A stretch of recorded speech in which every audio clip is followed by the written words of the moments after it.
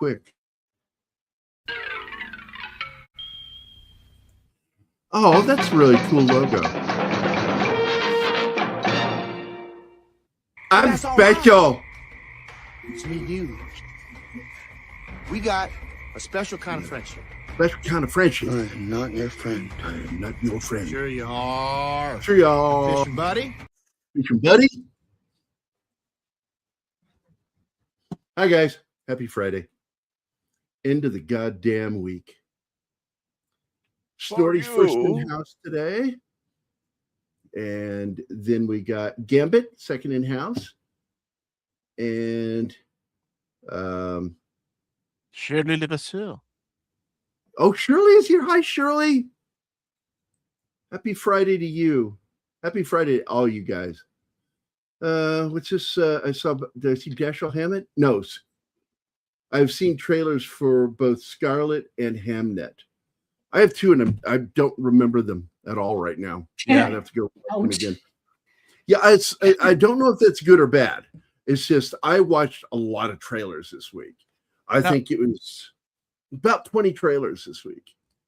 Here's the thing that bothers me about Hamlet. They are promoting it like the story that inspired Shakespeare to write Hamlet. No, it was the Hamlet story. Yeah, Hamlet without the H. So I'm curious about this Hamlet thing that I think is kind of bullshit. Oh man, and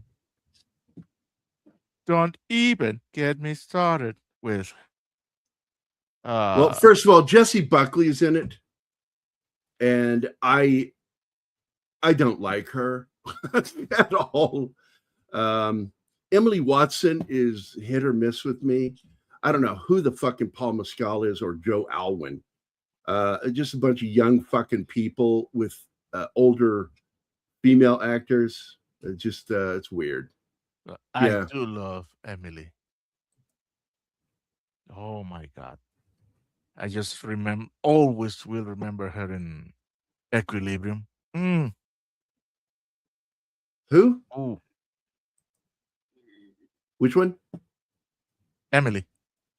Oh, Emily Watson. Okay. Yeah, back when she was prime, you know. Now she's hit that age where she needs to start playing older characters. Yeah, but she still looks good. Yeah, very. I didn't say she was ugly. Well, I mean, okay. Hello, humans. Hey, James is here. Yes. We have Gambit too. Yeah.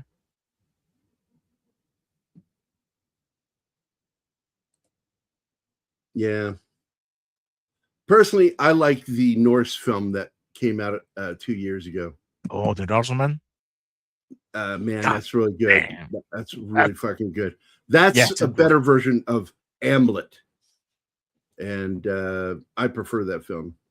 Yeah.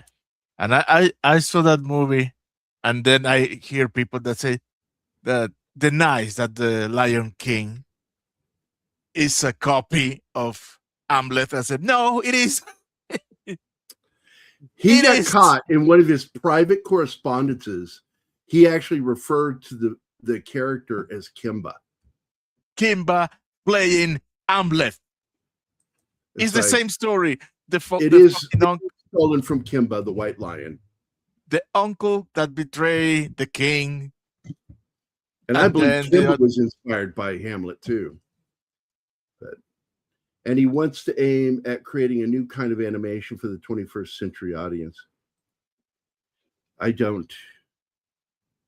Who? Like, I don't know what to think of that kind of comment. I don't like. What does that mean? I don't know what that means. We need to know intent. This film, it is one of those weird films that I really like. I like this film. It is so cliche in everything about it. And I don't care. I had fun. It's just a fun movie. And all the critics that hated this movie it's treading over old territory. It's like every fucking movie treads over old territory. What are you talking about? There hasn't been an original idea written down since the Bible, dumbass. It's like Alfred Hitchcock, made it clear. He says, there's nothing new under the sun. He says, the only thing that can be original is in how you tell it. To be honest, I didn't like the movie. I don't hate it. But its only redeeming quality, again, is Travolta. Well, that's it. That's why I watched this movie. It's the only... If you put another actor, I wouldn't watch it. Hi, E. Clay. Hi, E. Clay. E. Clay. Well, that's the first thing that pops into my mind, too, Snorty. For a modern audience, it's like, well, what's that supposed to fucking mean? Like you're going to do something so new that nobody's seen it before? Go fuck yourself. I hate people that say shit like that. What movie are you talking about, Snorri? He's talking about Scarlet, I think. I haven't seen Scarlet. What is that about? You can look up the trailer and go watch. He's gonna know what? You can do it right now. No one knows. What are you talking about? I cannot hear you. I said we could whisper and you could go watch the trailer right now and nobody would know. It'd be okay. Watch I the have trailer. nothing to hide except for me. I'm a monkey. Look,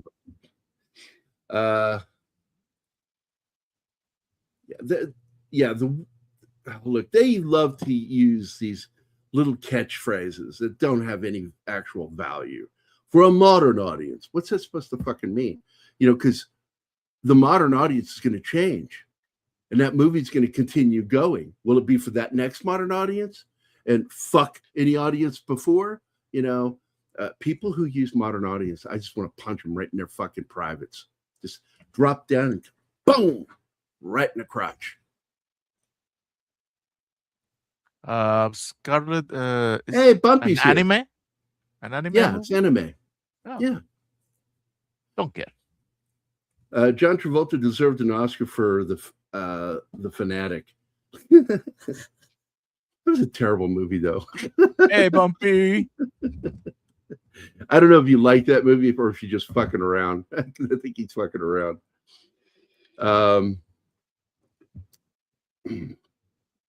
But this movie is the shit in terms of nostalgia, man. Now, this thing like hits every fucking action motif. It's all in there. And I love it. My favorite scene is when they're at the table with his fiance and her friend, and the phone call comes in. Yeah. And he fucking shoots that bitch right in the fucking head. Such a what the fuck moment. Yeah. I did not see that coming. The only thing that comes close to this as a what the fuck moment is in Boondock Saints in the cat. The cat. Oh, God, yeah. I put this right up there with the shooting of the cat. I fucking went like, what the fuck? No, that is not a what the fuck moment. That was a dead moment. Well, because I'm not evil. I'm not. If I am evil, I'm the kind of evil that doesn't go to hell. It's the kind of evil that God goes, no, you get stuck in purgatory forever. Hello, Bubs. So I kept going back to the cat and watching it in slow motion, trying to figure out how they did that. You're a weirdo. Mac was right there with me. Like, we're both leaning forward going, holy shit, what a cut. What a cut. It's a great cut. It goes from real cat to dead cat, like in one frame. But this movie is the shit in terms of nostalgia. I think it hits a lot of points, my friend. I like this film. I like it because it's not pretentious. It is what it is. It's a straightforward action movie with John Travolta being cool.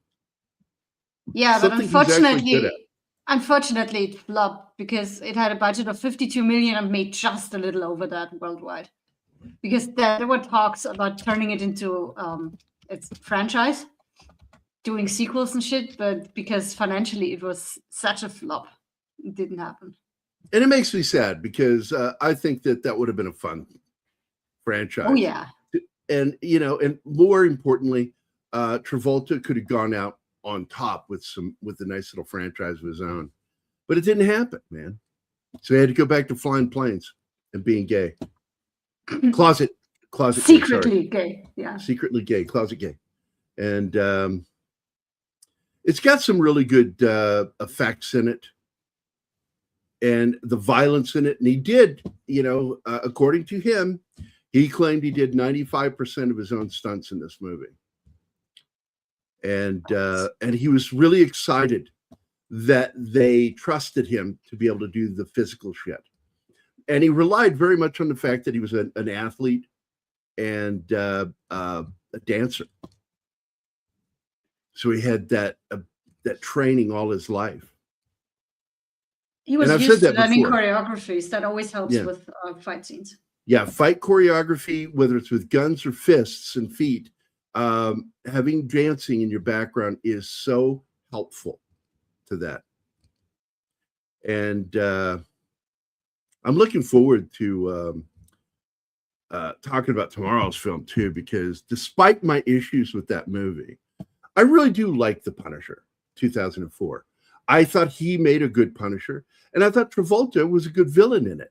I think they edited it badly, and I think they missed opportunities that apparently they didn't miss.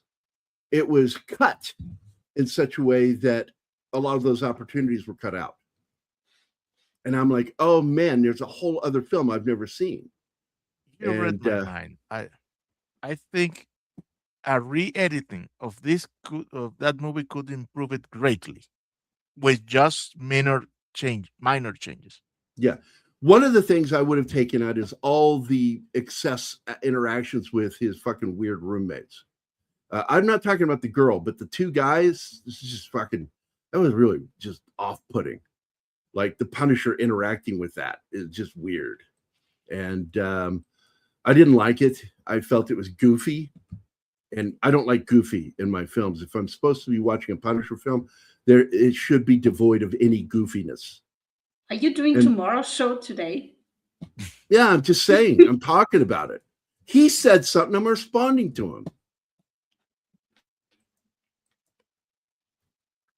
And we will I'm going to have fun talking about the film tomorrow. Hey, Penny's here. Hi, Penny. Hi, Penny.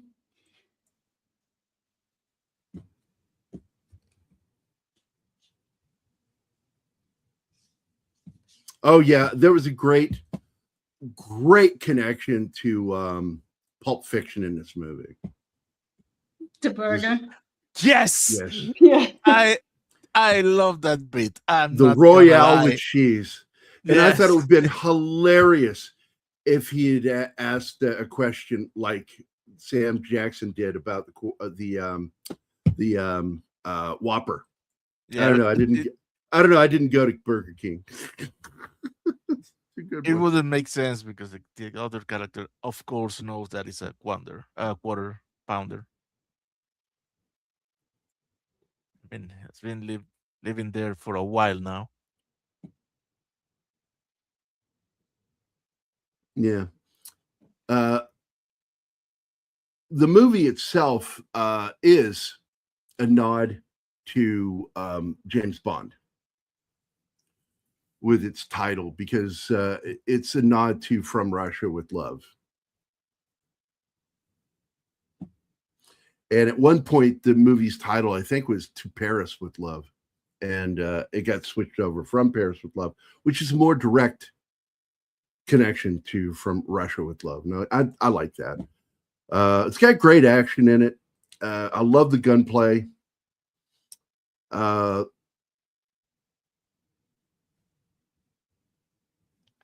me see, what is this? The motion shots, there was no traffic traveling in the opposite direction. The fact of not having traffic on that direction was previously justified as having the highway locked down for the arrival of the diplomatic convoy. But the car chase was filmed on a new motorway outside of the town of Annecy, which had yet to be opened to the public, and that's why there was no traffic on that road in reality.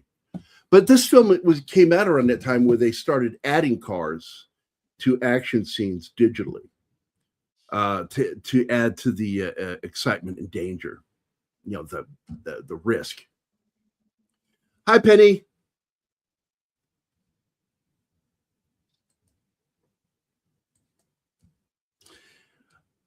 No, I'm not going to make the joke.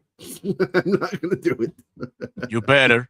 Going to be nice. Since when are you nice? When Caroline enters James' apartment, you can clearly see the book Nikita, which was written and directed by Luc Besson, who wrote From Paris with Love. So there you go. Both this film and From Russia with Love feature a scene where an agent must finish a game of chess after being summoned by his handlers. John Travolta shaved his head, which I thought was a smart move. The beard too. The beard too, but I'm going to tell you, it is clearly obvious. It's colored, and it looks like he has a little darkening of the skin underneath it to enhance its darkness. Because when you get a few close-ups, his skin underneath looks dark. Yeah, I'm not going to respond to the metric system. I'm just not going to do it today. Can't get darker than that fucking hole he has in his chin. Oh, he's got a butthole. Got a butthole right there. It's so distracting. So I really like him with a beard. Matt Monroe, who sang the title song From Russia with Love, is featured briefly on the soundtrack in the song Close to You. It's the same singer.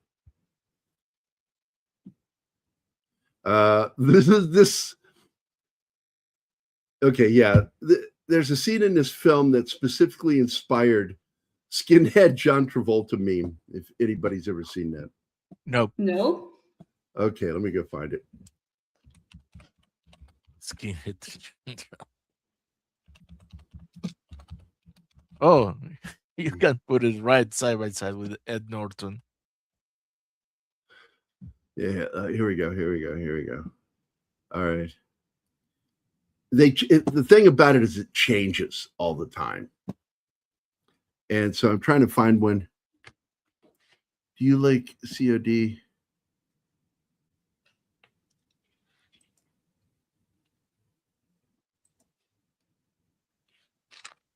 No, that's not funny. Oh my God. Okay, I like this one. Oh my God, that's fucked up. Okay. Show it. Do it now. I'm getting ready to do it. This is because the cool thing about the meme is the fact that you can edit it to write whatever you want to write. So this one's kind of funny. All right, go ahead and add it to the screen. Let me know when you do. There you go. Okay, so in this one, she asks, "Weren't you Vinny Barbarino in a TV show?" He goes, "Yeah, thanks for remembering." Boom, and he goes, "Welcome back." Don't get it. Welcome back is from the show Welcome Back, Kotter, the show he was on. Oh, and yeah, it's okay. Favorite songs that I had really. Oh shit. Okay.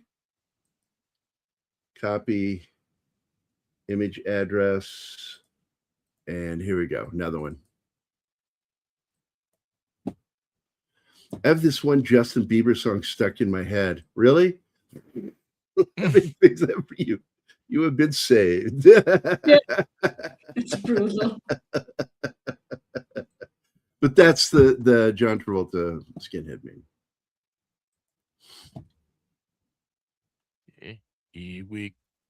Oh, yeah. Shirley knows the song.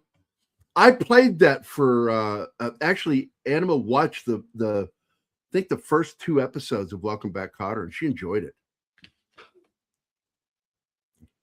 That was a good show. I love that show.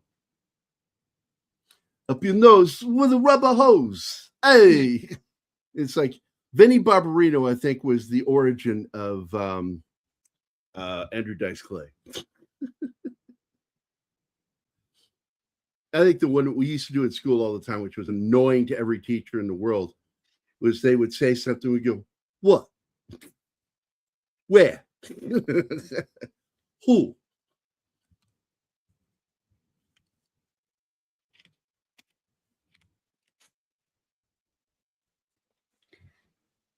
All right, so we've watched we're starting the slideshow here. Beautiful landmarks. Oh, yeah.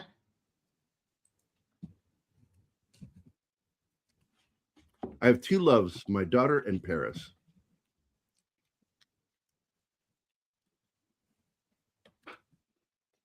Okay, Paris, toujours. Mon coeur. I don't know what the rest of that is saying. Mon cœur est ravi. Like the way? God bless you. Somebody help that man. He's speaking French.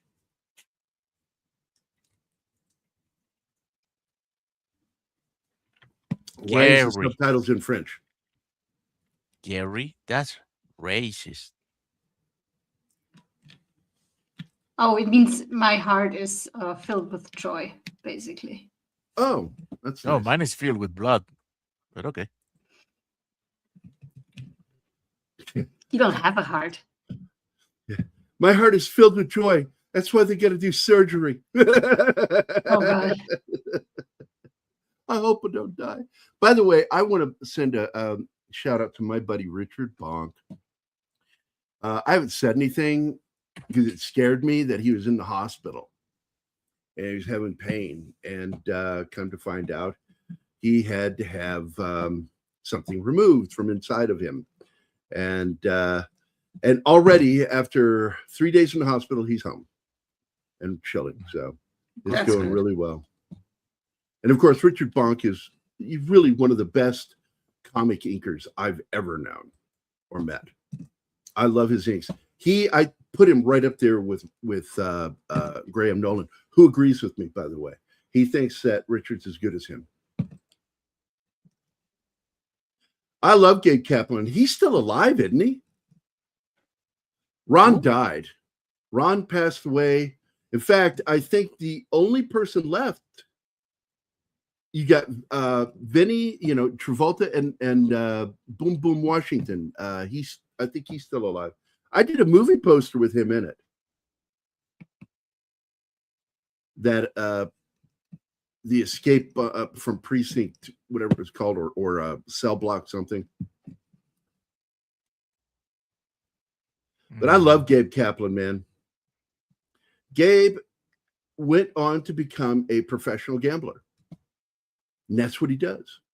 He's very rich from gambling. Hell of a poker player. And I ain't kidding. He's really good. I wouldn't want a career like that. Don't know if I remember watching him in a movie somewhere. He's been in a few movies back in the 70s, man, going into the 80s. He did one about basketball I thought was funny as hell.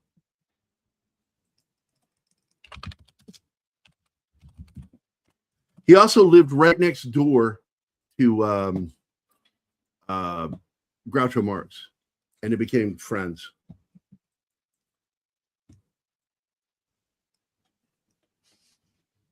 Yeah, he's still kicking in his. I recall, Clay. Take a look. I think he's still playing professional poker. I mean, why wouldn't you? Just because you're 81. He loves it, man. He loves playing poker. It is an art to him.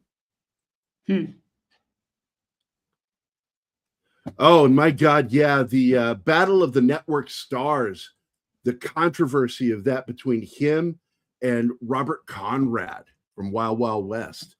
Holy shit. That got ugly.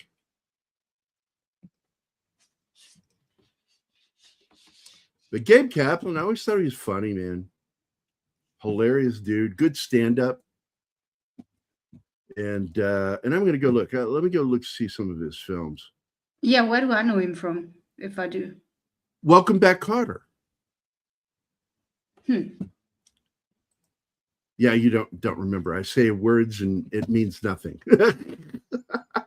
Sorry. Oh man.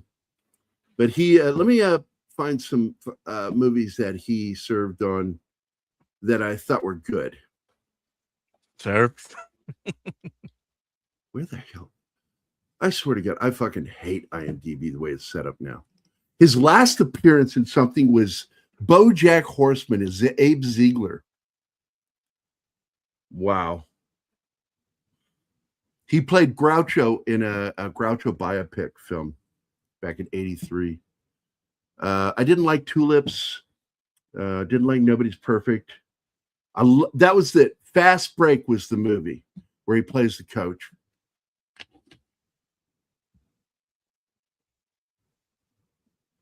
God, a lot of these other films I just wasn't into. But I did like the Groucho movie. It was a biopic. And I love the movie Fast Break.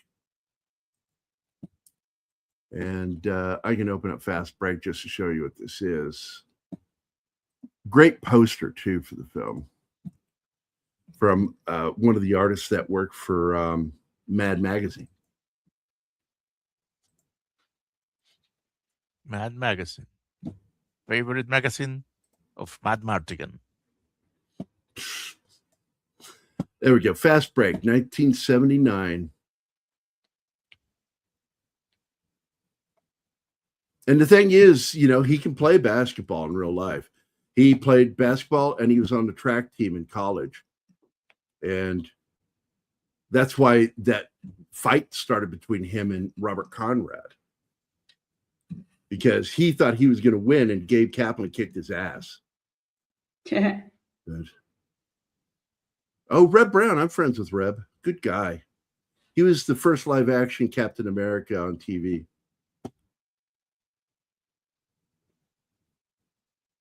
Hey, Reed. Great. It's a crazy little film.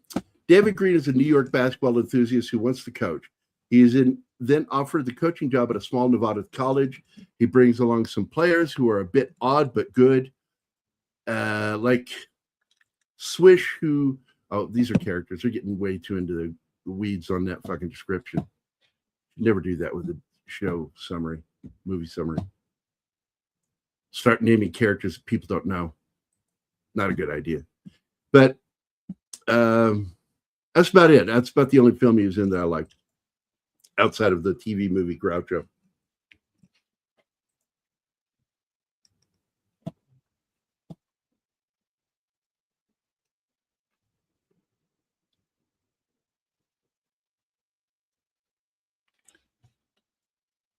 Wait, what? What? Are you making a joke? I've never heard of TMBD.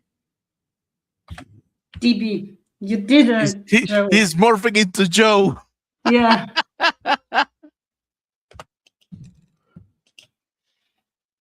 Oh, I have seen this. Yeah, I didn't really much like that website. It's more about playing movies than talking about them. Yeah.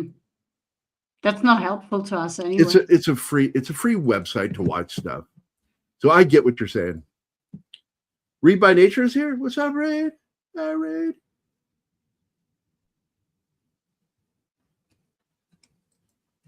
So I thought this was a good movie for him, and I am shocked at how it turned out. Because I thought this was a fun movie. And basically, its budget broke even. I mean, literally even for the budget, but that doesn't take into account marketing for this movie, which had a huge marketing. So I'm going to guess probably like $95 million is the goal that they really needed. And it didn't hit it.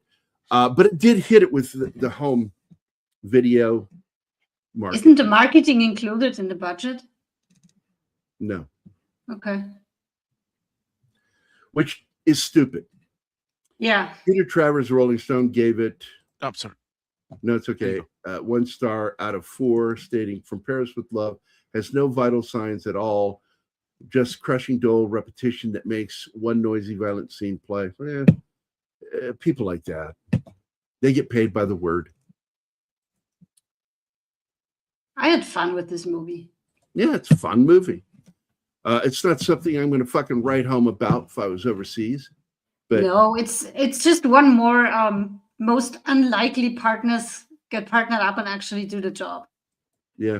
And in the end, they like each other. And it is. It's an atypical story, buddy cop film.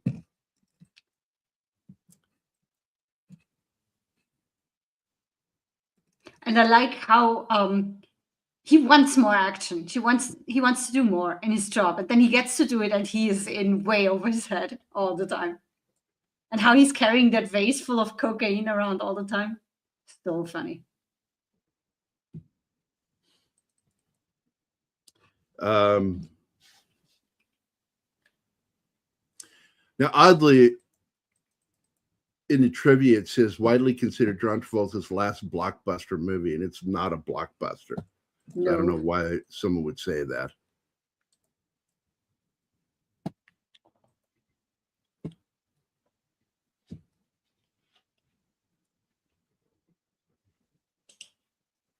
I guess it's because people like to talk without doing their research.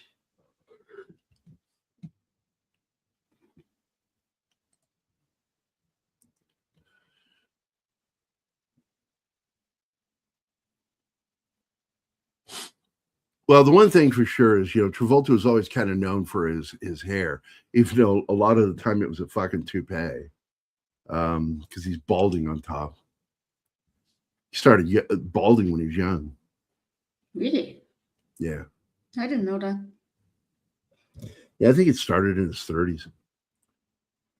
Oh, that sucks. Unlike Patrick Stewart, who started in it really, he joked one time when he was 16, his hair was starting to thin.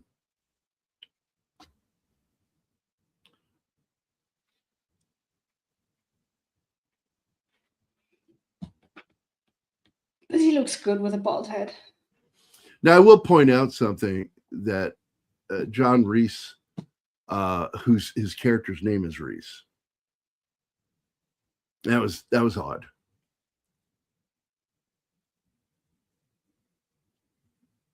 What was odd? That his name is Rhys and his real middle name is Rhys. Doesn't matter. It's said the same.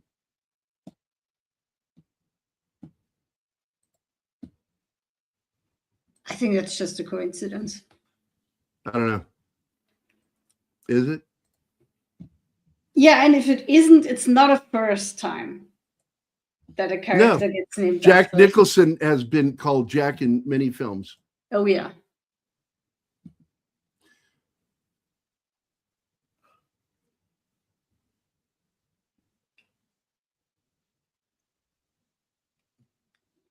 Oh, this is a neat one. Nice little cameo.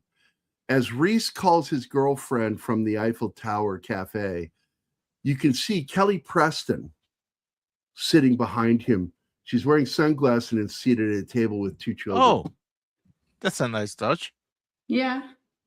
Now, I think so too. One would think that calls from the Eiffel Tower must be horrible because all the interference, the wave absorption of the structure of the tower itself. Oof.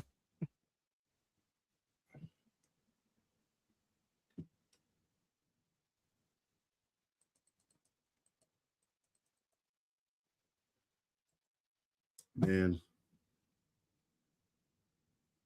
I love it when you see people put trivia up on IMDb and they don't know how to write it because they don't really know what they're talking about. So here you go. I'm going to read this to you. This is a quote. At one point in the movie, the character played by John Travolta talks about the Royale with cheese. In Pulp Fiction, his character also references the Royale with cheese while driving with the character played by Sam Jackson. Tell me you don't know much about films without saying you don't know much about films.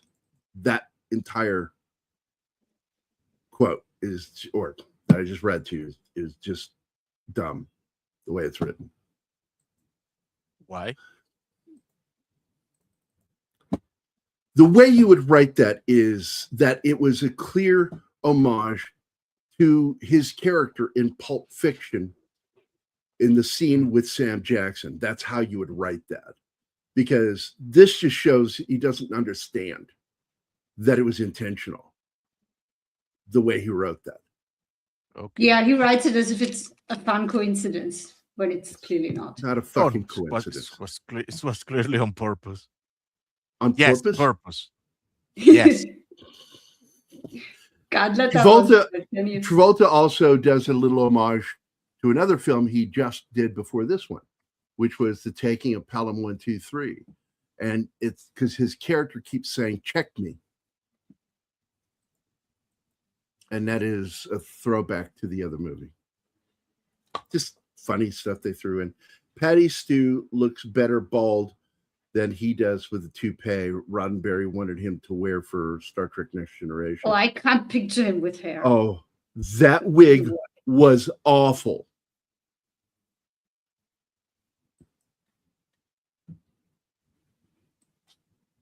I need to Also- go find a picture of that. Also, Welsh is a Welsh name. He's Irish though. To satisfy, yeah, but the name is Welsh. Yeah. To satisfy, and that's the Rotten Tomatoes. The critical. Well, the big shock here really is actually the low viewership or audience numbers. Yeah. Like, I thought this should be up there right around 60. I felt like it deserved the 60. This movie deserved the 6. Just for the fucking choreography and action and how much fun Travolta is in watching this movie.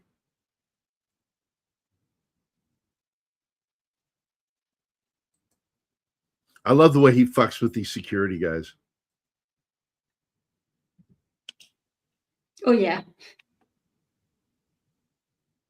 He's being an absolute asshole in that scene. Yeah, the film he did before this one was The Taking of Pelham 123.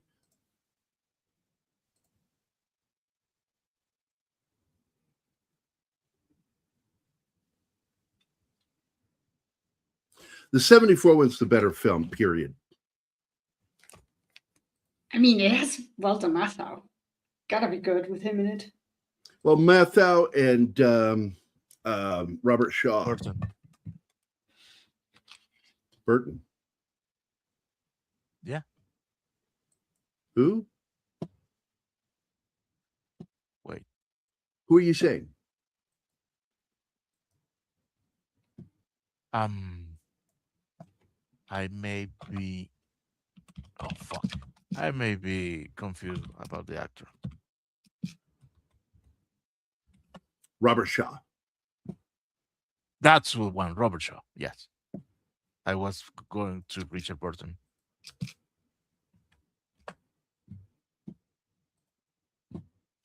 Yeah, the original film is just really good. You've got a really solid cast in that one too, because you also got like Martin Balsam. You've got what's his name? I think he's still alive. Hector Elizondo is in it. I've been a fan of his for a long time. You got Jerry Stiller is in it. He plays a cop. And ironically, Doris Roberts is in it. And he's still around, Gary. He's 89 years old. Who? That's Elizondo. God, I love that guy. Kenneth McMillan's in it too. You know him as the Baron Harkonnen in the 1984 Dune. Yep. He's also the sheriff in the vampire Salem's Lot. Really good actor. You've got Julius Harris in it. He was a hitman in the first Roger Moore Bond film, Live and Let Die.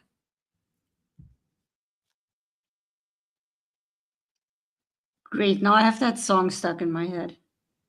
And you got this guy, Lee Wallace, is in the movie, and Lee has this fucking thing about looking like is it Rudy Giuliani, I think, that he looks like.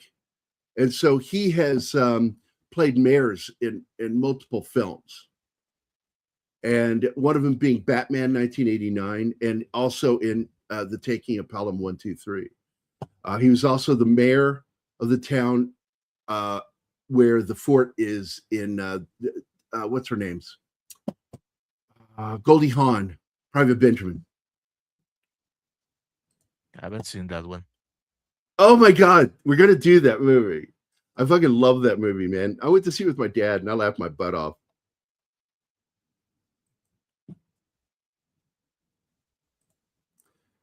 Put it in on my list right now. Private Benjamin, you said. It's about a rich girl who, on her honeymoon, gives her husband a heart attack, played by Albert Brooks, by the way. Young Albert Brooks. And she doesn't know what to do. And in a panic, she ends up signing up in the army. And she's a rich Jewish girl, signs up in the army. And What can go wrong? She fell for the bullshit of the recruiter about you get your own, apartments, like in these fancy places. And she fell for the whole fucking hook, line, and sinker thing. And she gets in there and finds out it is not like that at all. That sounds fun. Did Helen Place pop in? Yeah. Hey, Helen Place.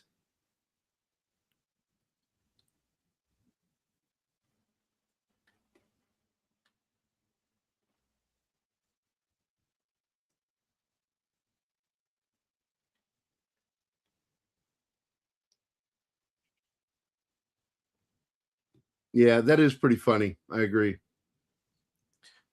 Oh, Snorty put in the chat a link. Yeah, I see it right here. I can't click on it because I'm an administrator, so I can't touch the links. Oh my God. Looks like Aaron Eckhart after a very fun night. I've seen it. I've seen it. It's really bad. Oh my God, no.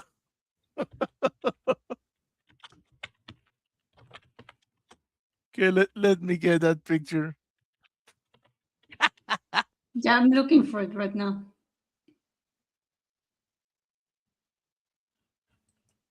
Come on. By the way, Anima got to watch Steven Seagal's first movie, Above the Law. Oh, poor thing. No, she appreciated it like I did. I think it's a lot of fun to watch. Sadly, the writing's not all that great, but it's got good action in it. What movie was that? Remind me. Nico. Yeah. That one. Okay. Nico. His mother From always, that moment on, Steven Seagal was known as Nico in Venezuela forever. Really? I like that. Yes. And she got to see the way he runs. Oh my God, so fucked up. Because what is wrong with him? He's boxing the air while he's running. It looks so okay. It's like, yeah, that's exactly it. That was the joke you and I made, was that he is fighting the air to run. Okay, here Get we out go of with the way. Move. Patrick Stewart with fake hair. Here we go. Yep. Oh my God. Oh my God. That's just It so is wrong. awful. It's awful. But you want to see a fucked up hairdo? Look at his hairdo from as Sejanus in I, Claudius. I fucking remembered that. I remembered his character's name. Oh my God. Patrick Stewart as Sejanus in I, Claudius. Because he's got a fucking wild looking wig in that one, my friend. It was a head fish. Yeah, right. All right, I'm just going to bring you onto the page, and you please add this. Please add this when I share it. And there we go. I'm sharing it. Yeah, let me take this one. Here we go. Oh my goodness. Wow, that is wild. Yeah, the curls. This is right before he tops himself. And there, I love this shot because that's him. I mean, John Hurt and Derek Jacobi, two great English actors of the screen. Love those guys. I'm asking for Sejanus, Patrick Stewart, but I got this. What the fuck? This is Patrick Stewart. Oh my fucking God, dude. What? Are you still on it? Yeah. What are you doing? Yeah. That's Patrick Stewart. Wow.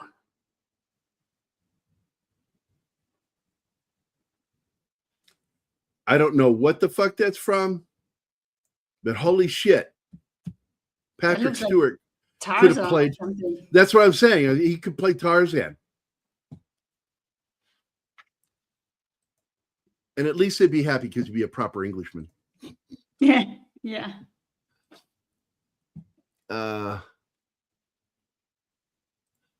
No, Clay, those are photos from the PBS Masterpiece Theater production of I, Claudius. And he played Sejanus in it. It's really one of my favorite plays, and I love the fucking miniseries. The funny man of him from Dr. Pulaski's hair people try to pass off as a wig test. Wow, it's a funny reference to the Karate Kid picture.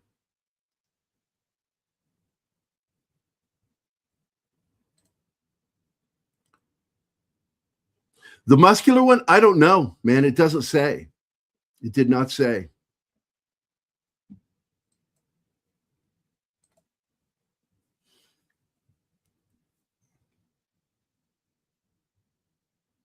I don't think that was AI. That's an old photograph. If anything, at worst, it was a composite.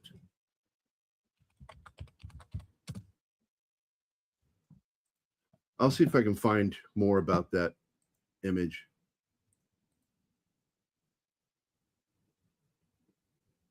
Didn't look like AI to me.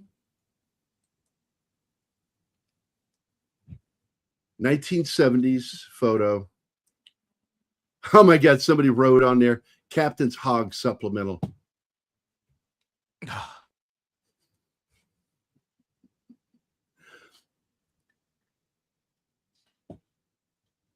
Hey, welcome, Sounder Hammerschlag.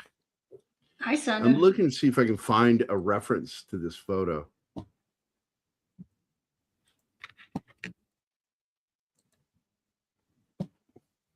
Snotty says it's a test shot of him for the series. Yes, you can even see the uniform is on a very dull color, resembling the one from the pajamas uniforms from the Star Trek the motion picture. Oh, Next Generation, yeah. Yeah, I'm still looking for the source for this photo. The worst uniform they ever did was the dress uniform for Picard's crew, where they actually were dressers. Stop it! You're giving me headaches. I want to unsee this so badly. Yes. Oh my God, no. Yeah, and they brought it back for the Klingon on the new show. Yeah, using a uniform where he's not even a registered cadet. No, they didn't bring it back. He's just wearing a skirt like the girls. That's what I meant. Yeah.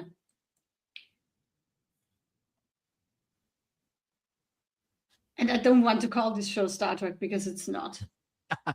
Read by Nature says about that Patrick picture. Is his Sardos tryout?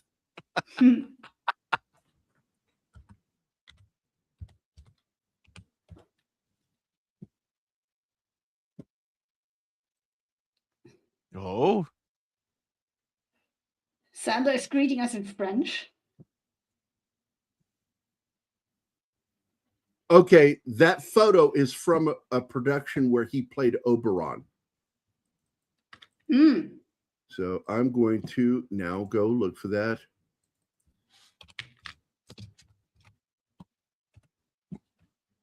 Yep, it's for real.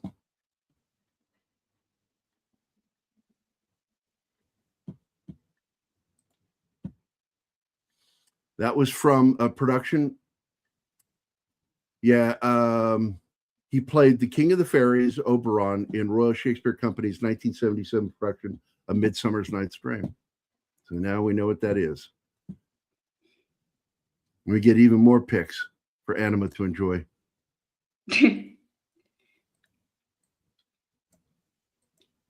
I've seen Midsummer Night's Dream a couple of times. It never was Oberon naked.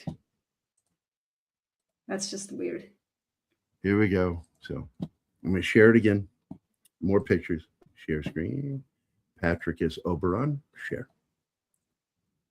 And anytime you want to add it, I'll start scrolling down the page. And he really does look like Tarzan here in these two shots in particular. Are you sharing? Yeah. Yeah. So that photo,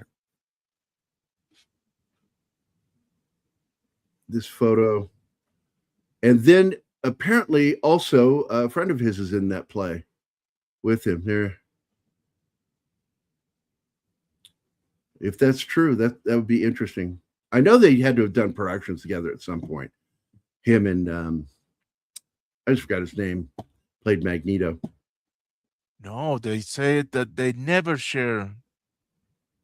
They never shared the stage at all. Yeah. That's incredible.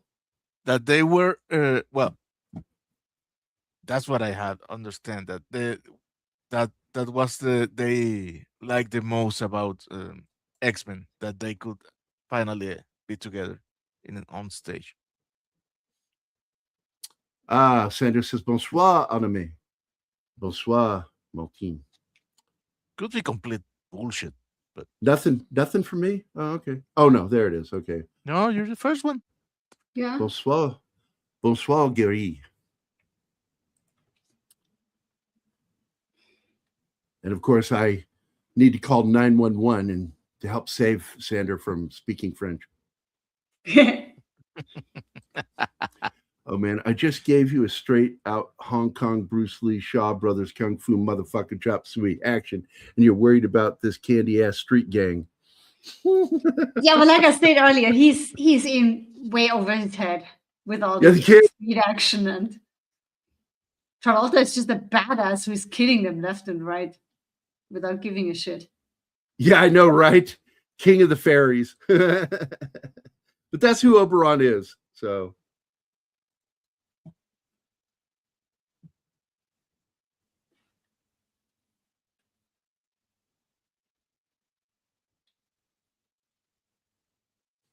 both hands on the keyboard, Gary. No playing with the monkey. Gotcha. Oh. And nobody thinks it's odd a guy carrying a vase with a couple thousands of dollars in cocaine throughout half of the movie, right? Yeah, and then he ends up just dropping it. They do take some, though. Oh, they've done something in recent years. That's cool. Well, they're like best fucking friends. I mean, what do you call that? Heterosexual life mates, although I'm not going to judge Patrick if he ever did flip, but he tends to be very hetero. It's called a bromance. Yeah. I had a really close friendship with a lot of my gay friends over the years. I hung out with them all the time. And I remember I got into a fight, verbal argument over Richard the Lionheart when somebody said that he was gay. I said, where's your proof of that? There is no proof. And I said, what it is guilt by association, because he was close with Philippe Augustus of France. and he was a homosexual, so therefore he's gay. Well, I've got like 12 gay friends. Does that mean I'm gay? I Just do like little. vagina. I like No, vagina. that I like the vagina. that was just a coincidence. In your And case. then on top of it, I said John Lennon was like best friends with a homosexual. Does that mean that John Lennon was gay? No, he was quite confidently straight, not gay. It's this whole guilt by association thing. It annoys me when people do it. I think it's cheap and tawdry. Stewart is from the 70s, dude. He was like a young man in the 60s. Yeah, if he didn't smoke pot, something's wrong.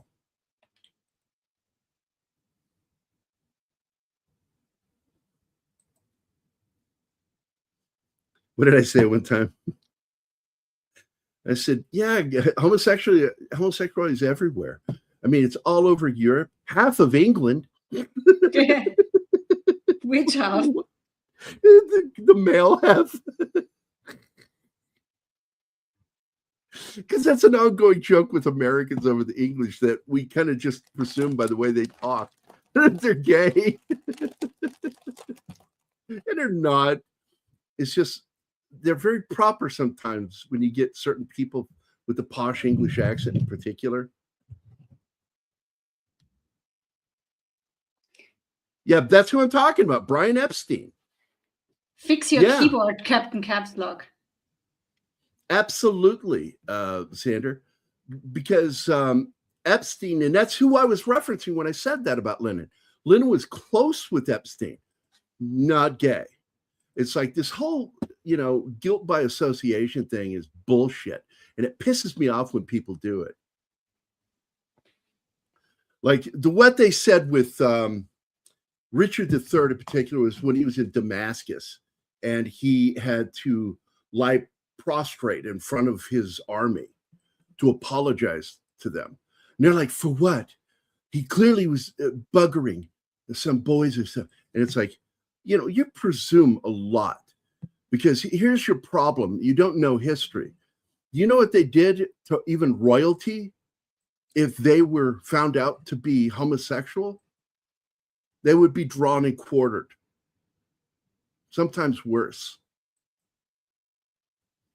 One of the worst ones I heard was where the hooks were put in one blue blood's anus and he was ripped apart that way. Oh, dude, God. By four horses. Fuck?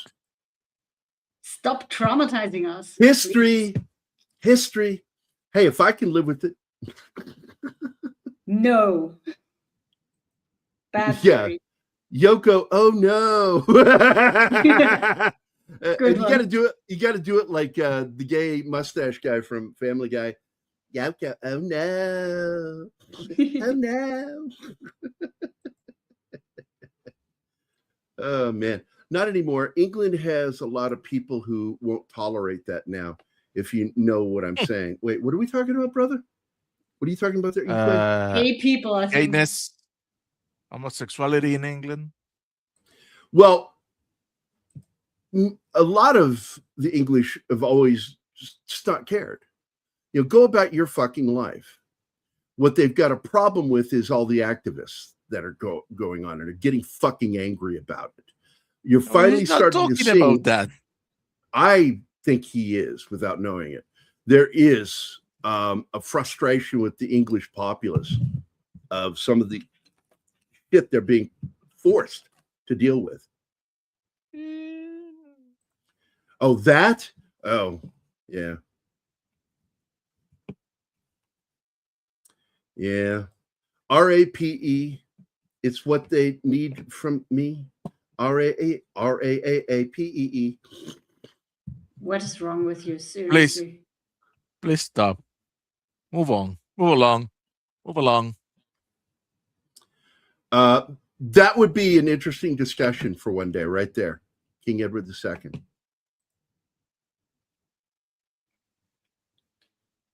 Hey, I know you don't mean it, but you made me think of one of my favorite songs, the Immigrant Song by Led Zepp.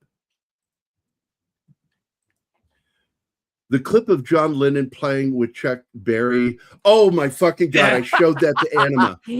Where right when she starts doing the shit, his eyes get whoa. Like, what the fuck was that? Yeah, that shit is torture. Yoko Ono.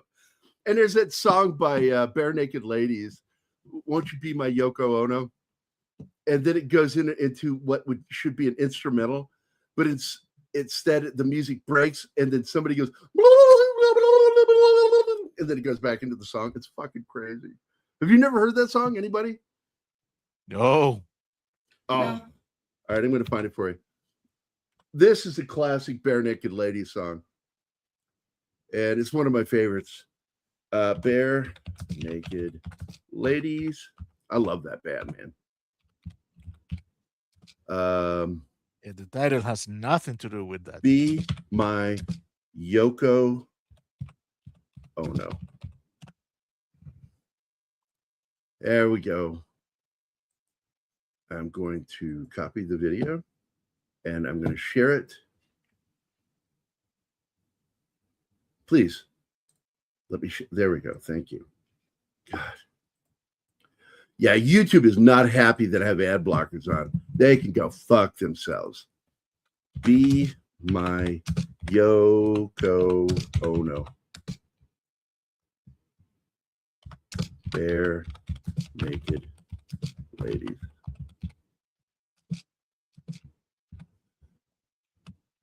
There we go, guys. I'm sending it to you guys in the chat, and then I'll put it here in our private chat.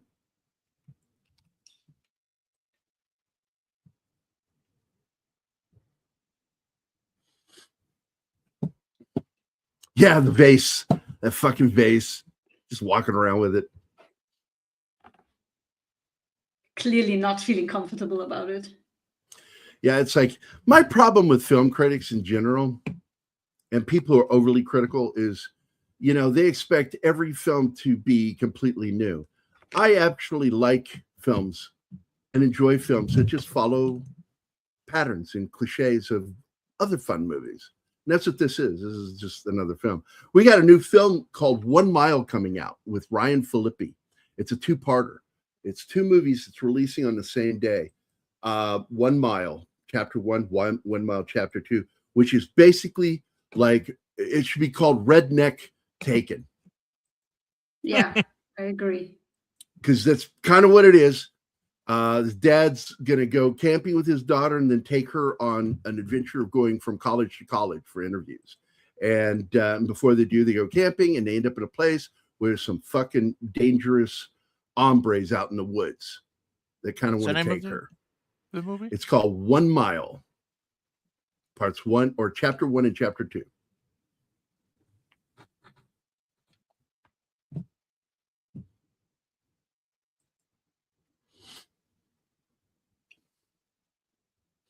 I think the only mistake they make in this film with some of the action is we should have seen more of the chase scenes with known locations. I love that. That If would I'm be going nice, to, yeah. if I watch a movie about Paris in particular, I want to see chases in Paris. A lot of action.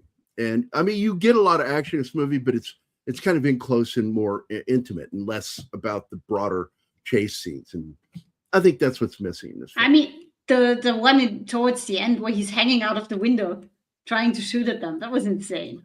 Oh, that is a lot of fun. Like also him with the fucking rocket. Yeah. It's like, goddamn, man.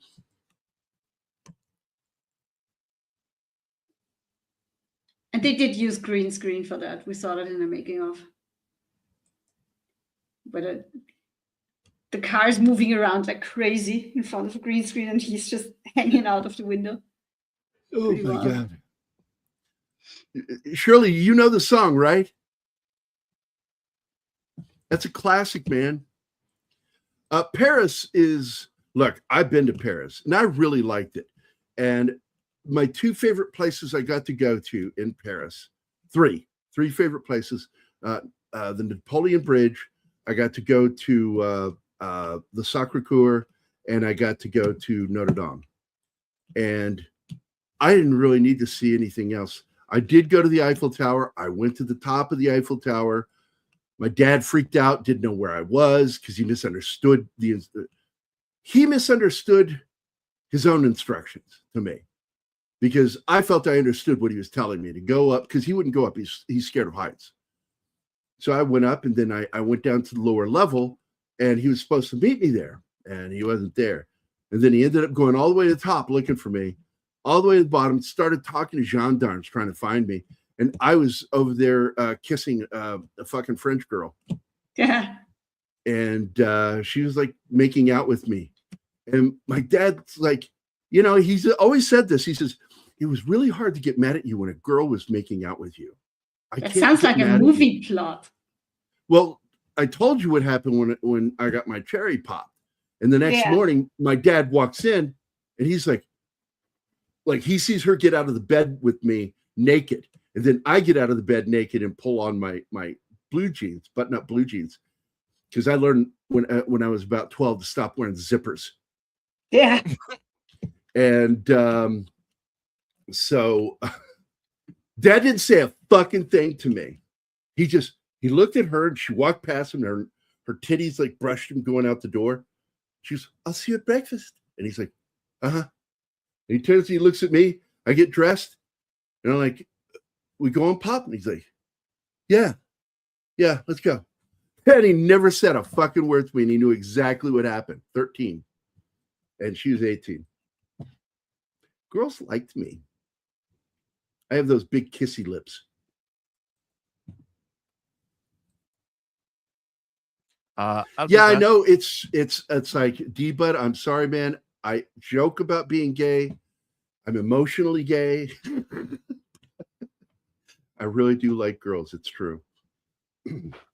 He does. So play Dracula. Wait a minute. Yeah, I skipped that series.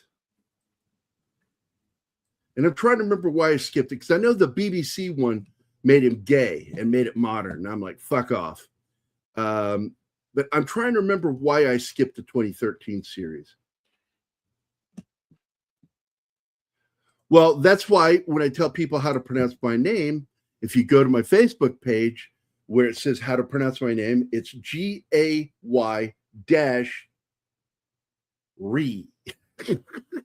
Gay Ree.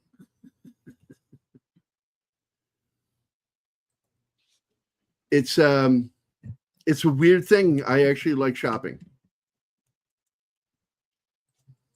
That's because you get to drive around in these little scooter things.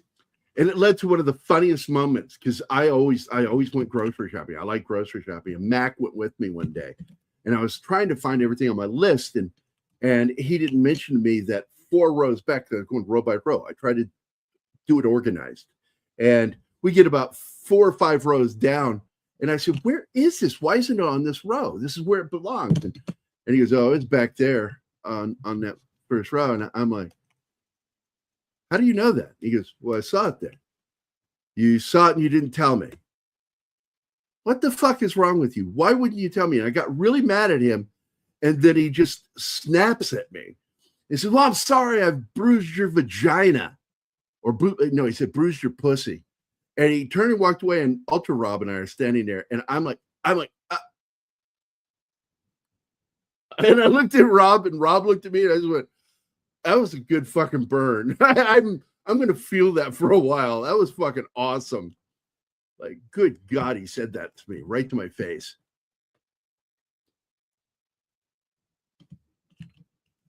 Yeah, we brought that up earlier, Gambit. Were you not here? What? About the sequels that they wanted to make. But we talked about that. Yeah, we talked before we even started the slideshow. He was here. Yeah. He has goldfish memory. Yeah, is that what it is? Martin says BRB. It's BYB. Bring BYOB. Bring your own beer. What is BRB? Be right back. Oh, is that what that means? Thank you. How do you not know that? I don't. Meyers noticed right away. Velvet Goldmine. That was the kind of a mock drama about the glam era, as I recall, wasn't it? I don't know. I'm going to go look it up. I'm pretty sure that that's what that is.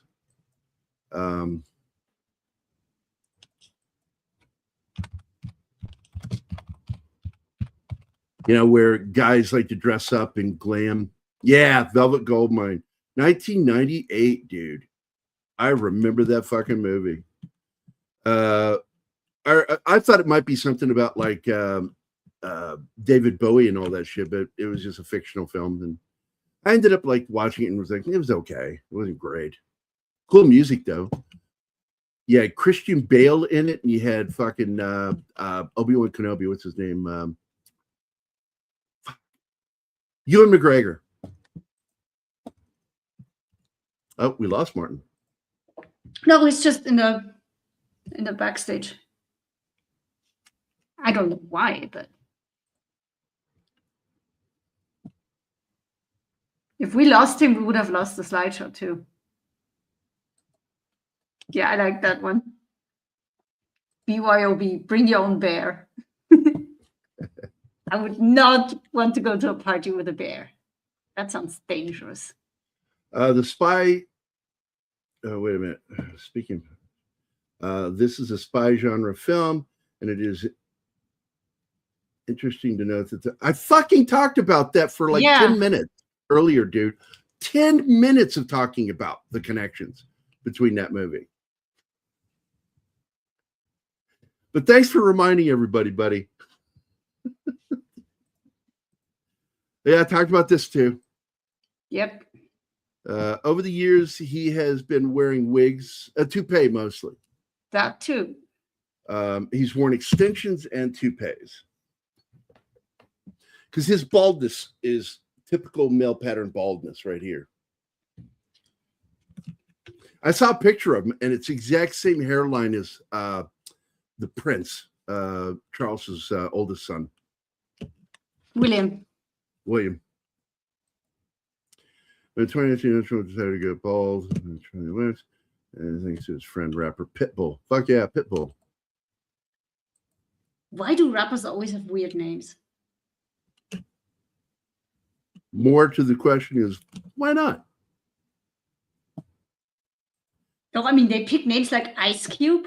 What the? Well, they tend to be also nicknames that they picked up on the street.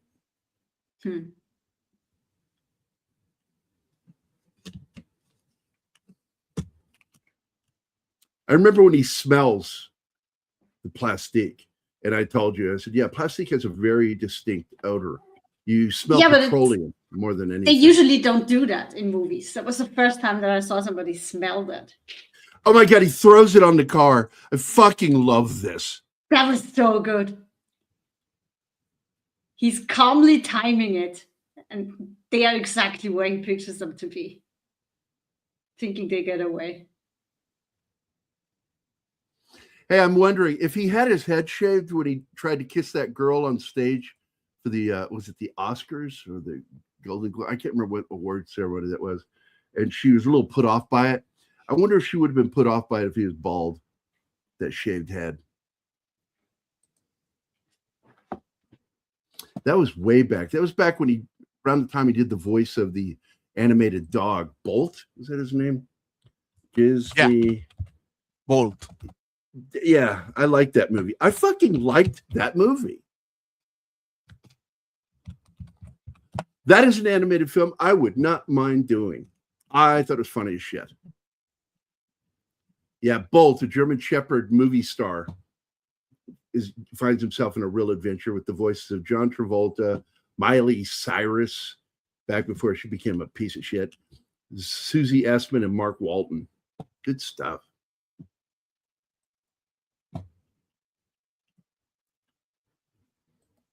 Hey, I like the movie Brother Bear and Brother Bear 2.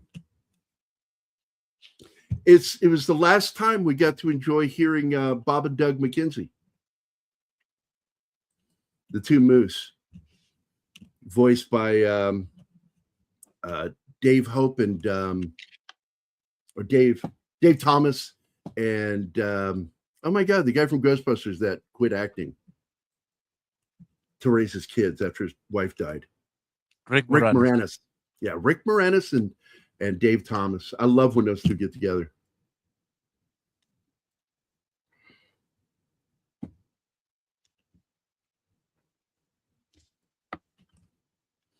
Yeah, I tried to do that thing, but my problem is I have a head shaped like Uncle Fester from the TV series back in the 60s, and I shouldn't shake my head. You have a head for long hair. Yes.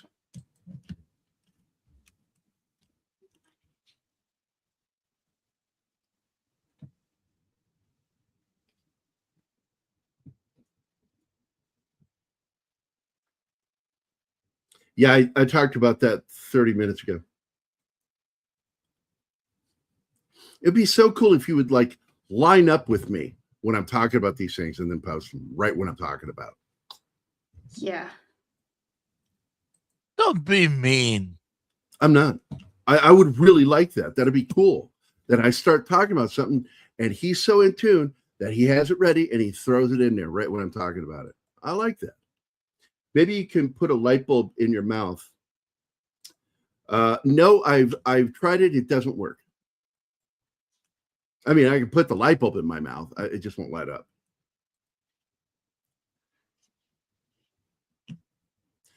Oh, that Grizzly was it Grizzly Man, right? Grizzly Man. That movie about the guy who got eaten by the Grizzlies. Yeah. Him and his girlfriend. Boy, she came with him on that fucking thing. Had no idea what she was in for. Dead.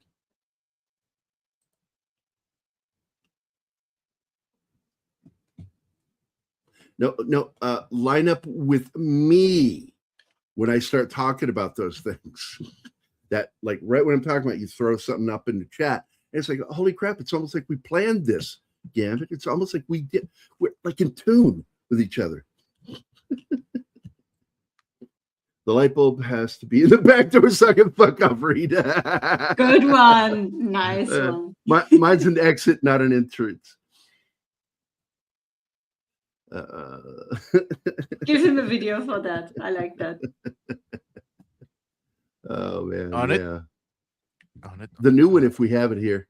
I love that new one. Oh, yeah. That's such a good one. Okay. Well, first of all, he just needs to learn everyone's scent. Folks, your back door is like a name tag for a dog, so line up and bend over. No. I love that show. Ugh. Brother, That's going to be my favorite clip from now on. I love that shit. I don't even know what that's about. It's just like, what the Doesn't fuck matter. is he talking about? Give it. It's cool, brother. It's all cool, baby. Yeah, man. You goddamn right. Oh, that is so fucked up when the guy pulls the gun towards himself and shoots himself.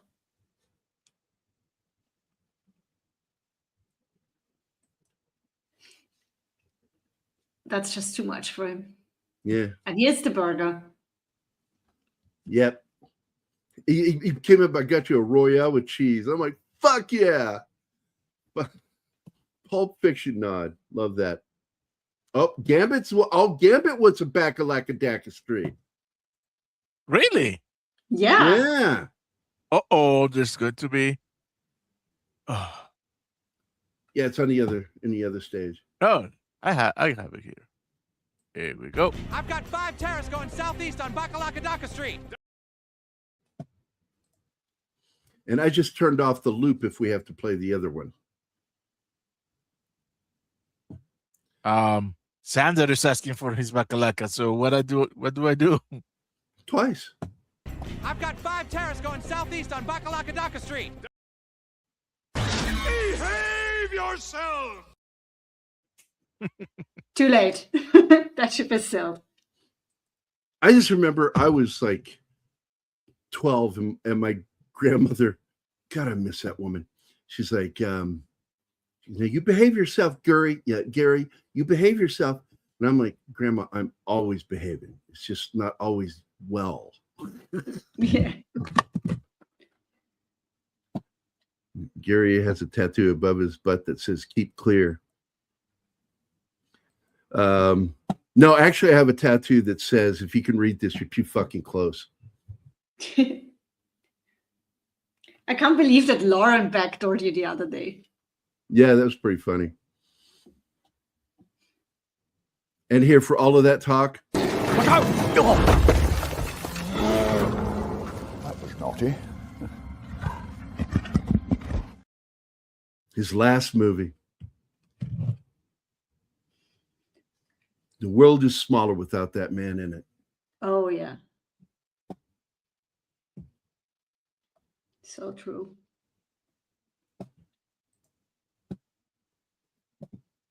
There's a lot more less of smacking without him. Yep. Especially with his dentures. That smacking you hear. Like, because you can really hear it in the movie The Avengers. The one he did with Ray Fiennes and Uma Thurman. You could really hear his dental work. And it annoyed me. It's like it was very distracting. Yeah, but at least you can understand him. Having such a good time and the phone rings. Sorry, there's nobody by the name of Rosie here. Oh, yeah, that scene. That got me. I did not see that coming. Nope. I liked it. And it's a scene that echoes in the first Taken film when Liam goes to the house of his former friend from French intelligence. Oh, yeah. And he shoots his wife and shoots him. That was fucking great, man. Holy shit. I did not see that coming. It's such a good twist, though, to make her the bad guy.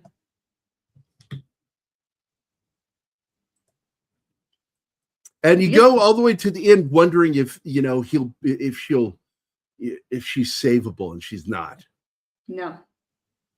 She is the actual villain in the film, his fiance.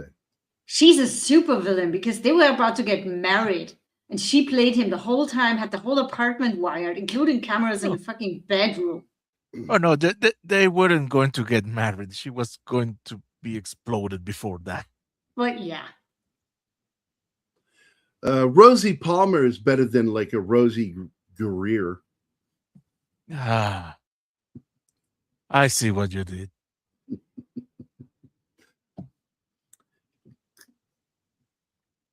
Yeah, dude, I love that movie. We still haven't done it. I've been talking about doing it for 3 years.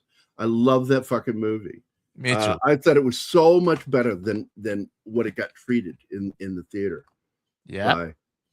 I saw its value, and I kind of appreciated how they kind of went away from what they did in the comic book. Because I'm not a fan of Alan Moore. Most beautiful Nautilus ever. And my God. And plus the car, dude. Yes. Come on. The fucking Nautilus, the car. The kid who did a great job is Tom Sawyer. Or was he Huck Finn? Tom Sawyer. Tom Sawyer.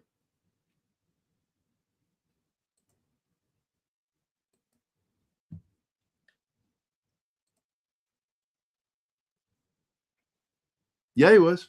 And he still did most of his stunts. He sat there in an interview and he said, like, I think he said 90% or 95 of his percent of his stunts. I don't remember. He was so happy they let him. Yeah.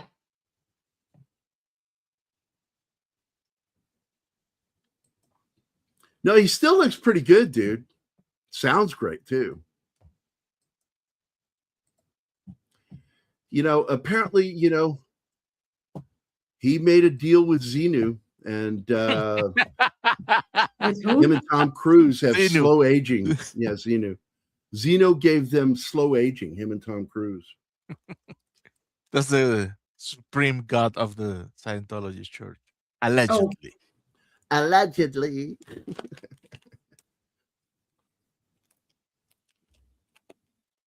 Oh, yeah, he's 71 now. Yeah, Hail Xenu. Hey, D-Bud. Good to see you. Oh, yeah, you weren't here when he popped in.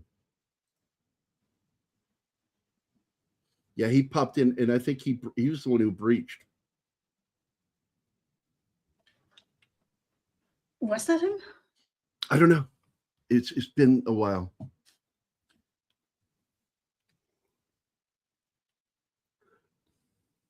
I love the way Travolta's character is kind of relentless with the kid. No, Reed did the breach. Oh, it was Reed. Okay. Light bulb. Next time I tell you, shoot the fucker, you shoot the fucker. Yeah. Like, have you learned nothing? Yeah, and he even tells him, if she makes a move for that bomb, you shoot her between the eyes and you stop her from being able to detonate it. It's the only way. And he fucking does it.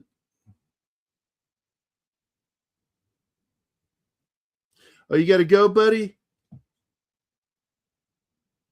Yeah, stupid having to do jobs, damn it. Yeah. It's good to see you, D-Bud. Always good to see you when you pop in. See you, D-Bud. See ya. Yeah, I always say that to my French friends. Bonsoir, mon ami.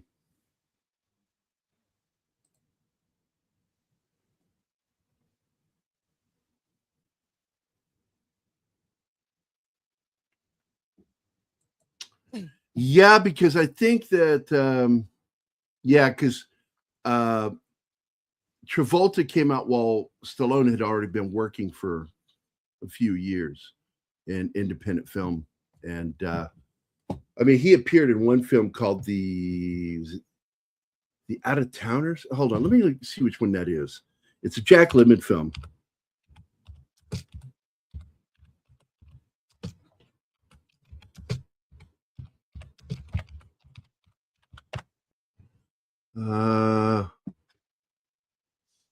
Prisoner of Second Avenue,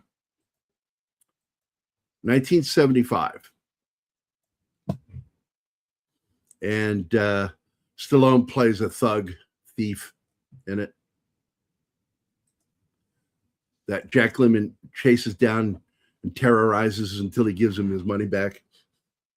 And then later he finds out that wasn't his money. The guy hadn't robbed him. He actually robbed the guy. He robbed Stallone's character. It's a funny movie.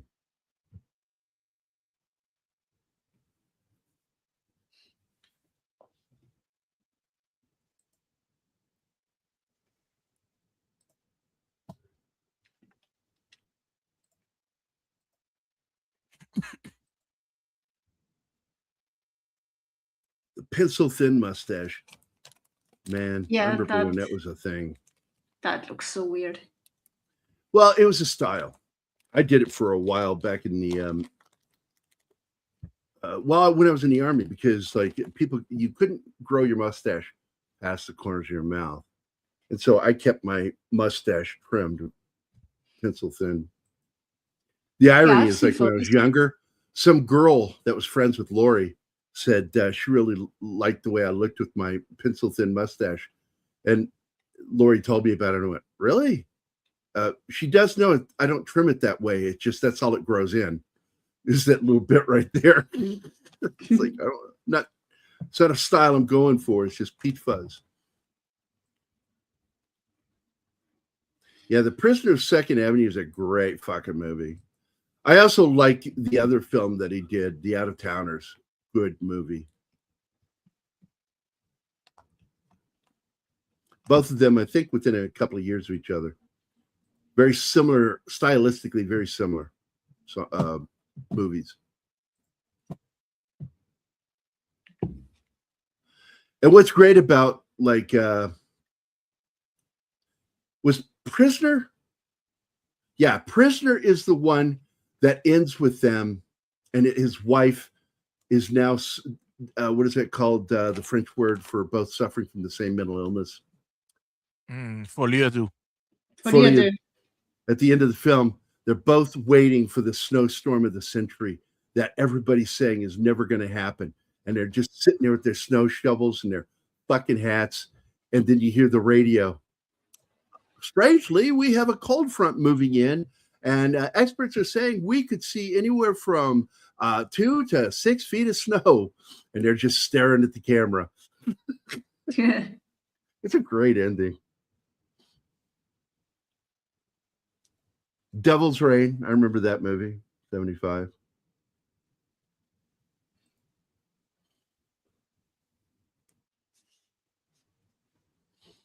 I saw it many moons ago, back when I was 15, I think, when I finally saw it on TV.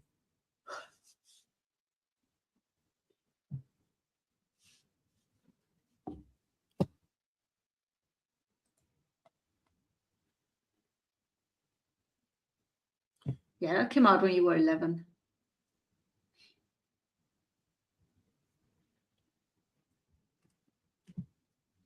Now, when this movie opened, I will point out that it was listed as like the top third film in the country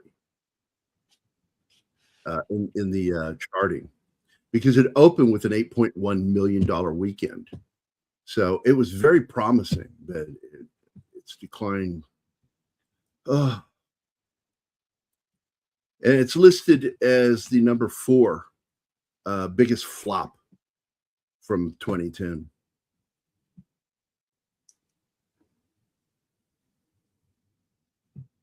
Now, did you notice how his wound changes places?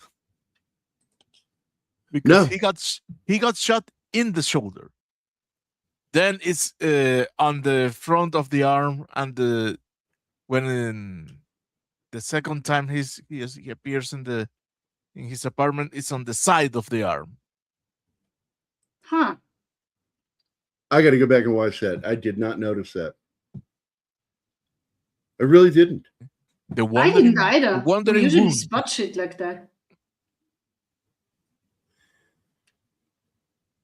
So the idea that they had, by the way, was they wanted to do a film called, he said this in an interview, From London with Love, and the third film would be From Prague with Love. But sadly, it didn't make enough. I would have liked those sequels.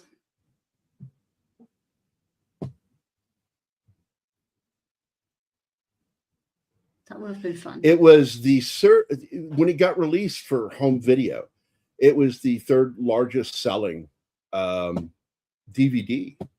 So it did make some money back. Oh yeah, I'm telling you, it made its money. It was right behind Disney's Alice in Wonderland and Shutter Island. They were the two that beat it in DVD sales.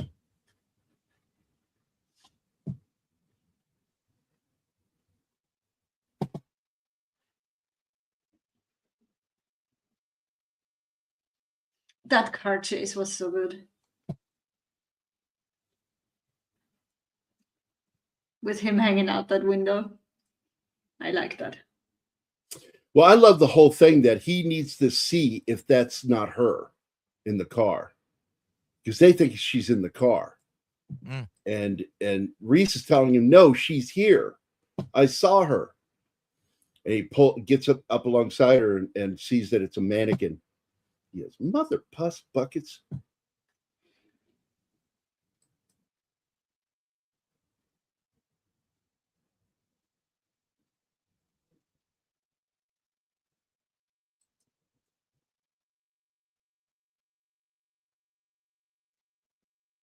But as badass as he is, he's not going to kill an innocent person for a simple mix-up. When he kills someone, he knows that they're bad guys.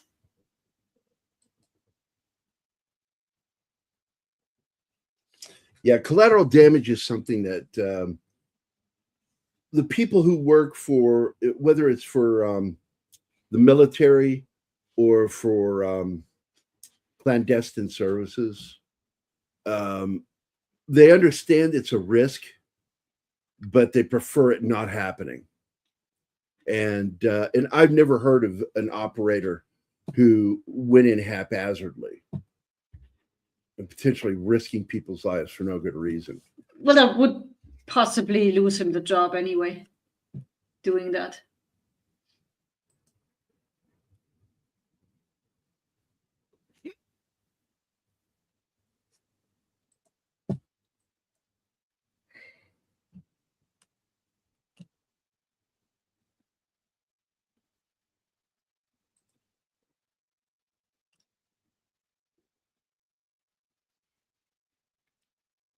Yeah, I think one of the things that annoyed me in this was how security behaves with him. In general, because the driver of the diplomatic limo cannot notice that on the clear freeway there's another car coming to them. Right at him. Yeah.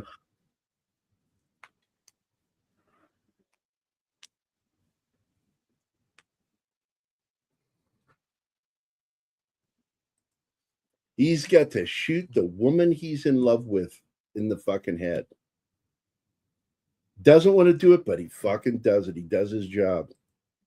And it What sucks. I still don't understand is how she managed to have his card decline. What did you do there? Declined. It showed that he was already in there. Yeah. She used Oh, his was identity. that it? Okay. Shutter Island's a good film. So she had a copy Yep. of that. Yeah, she took a copy, stole his ID. And it features some weird-ass analytical, psychological behind it. And if you watch it, after you see it the first time, go back and watch it and watch everybody around him. You see the attitude. Start seeing it. You see that he is a patient and he's not a cop. You also start seeing some of his own psychopathy happening, the way things he's perceiving. You pay attention to things he's seeing, because it means he's either regressing or he's pushing forward. When he's pushing forward, everything seems more loose, more real. Whereas when he begins to regress back to murdering his wife, he starts seeing things. It's a good movie, man. I think Scorsese's made quite a few great films in his career, and I consider Shutter Island in his top 5. I liked it, but I don't want to watch it again because it was, Well, we have it was to. a lot of fun We'll to have recover. that holy shit moment when you figure it out on the first watch. I love that movie, despite the issues I have with it.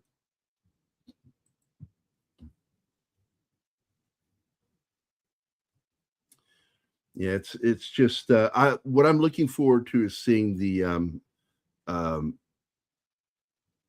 extended cut. They put another 20 minutes back into it.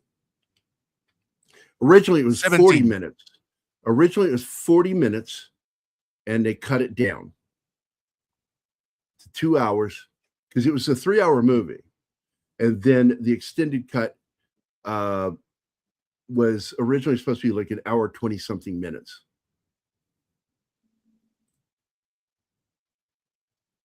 It's so frustrating when nobody really believes him. He has to work so hard to get to her. Yeah, also another thing to pay attention to if you go back and watch Gambit, watch Mark Ruffalo's character. What he's doing when what's his name? Lytus is doing what he's doing. Because he's always doing specifically related to whatever he's doing. He never I don't think he ever lights a lighter or anything, a match. That's the character from Shutter Island, yeah. Yeah, she's so fucking dead here. Yeah, when she tells him she's at peace, somebody brainwashed her good.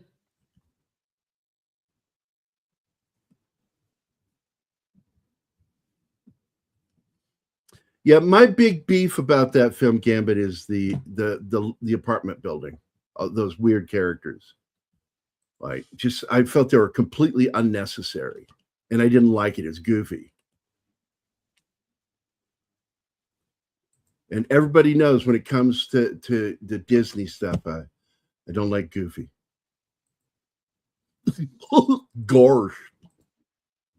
Yeah, one thing the Punisher doesn't need is a love interest. And they were kind of hinting at that with the female character. And that was stupid. Completely unnecessary. Yeah. It'd be one thing if they lived in the apartments and he just would bump into them and just see them, and they would just constantly not stop, not talk to him, not let them talk to him, just constantly do that and then have to fucking save them. You know, I would have been fine with that, but no, they had to get all this fucking weird shit. He's working on his own. He doesn't need a team. There we go. Blowing her brains out. I guess the old commander got to use his pop gun. And then she falls in slow motion.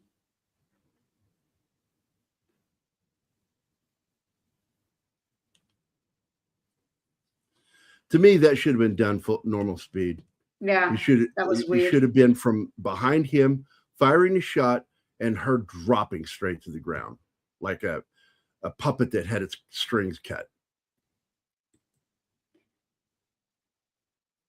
He gets over her too quickly, too. Yeah, he took it pretty well. Yeah. I guess he wasn't really into her.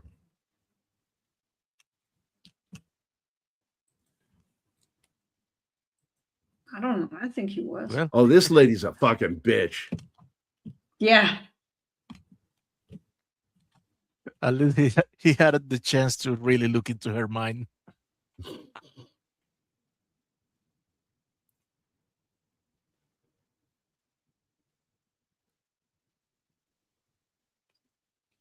Bitching and complaining about being saved.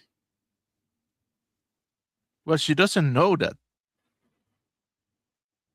You know, she's one of those people that, well, what's her name is kind of like that. Pelosi. It's kind of like that. I wonder if she's based on Pelosi, because she's just like such a bitch. What she did to the hairdressers in San Francisco is just shameful. Yeah. Treating them like crap.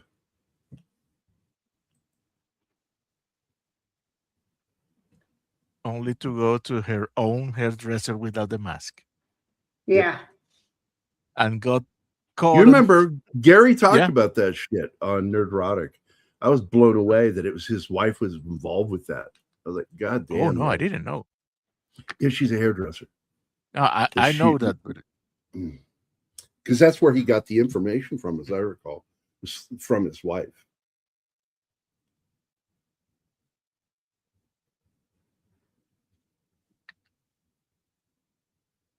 I wish this film had made its money better. It's so fucking sad. But I do love that he meets him at the airport, and then he's going to go with him on an adventure. Hey, maybe I can get another engagement and kill my future wife. Let's do that. That'll be the next film. That was fun. Let's do that again. I want to do that again. That was fun. Yeah, putting a bullet in that bitch's head. Fuck yeah. I don't know what Luc Besson thinks about marriage, man. Is he married? He was at one point. He kept trying, like, he's kind of skeevy. You know, he went after, what's her name, that played Lilu in Fifth Element. And they were having a secret Mila affair. Jovovich. Yeah. They had a secret affair. And what they would do is they would talk sexy talk to each other using that language, that ancient language. They had learned it, and they started talking to each other using it as like a way of having private conversations away from everybody.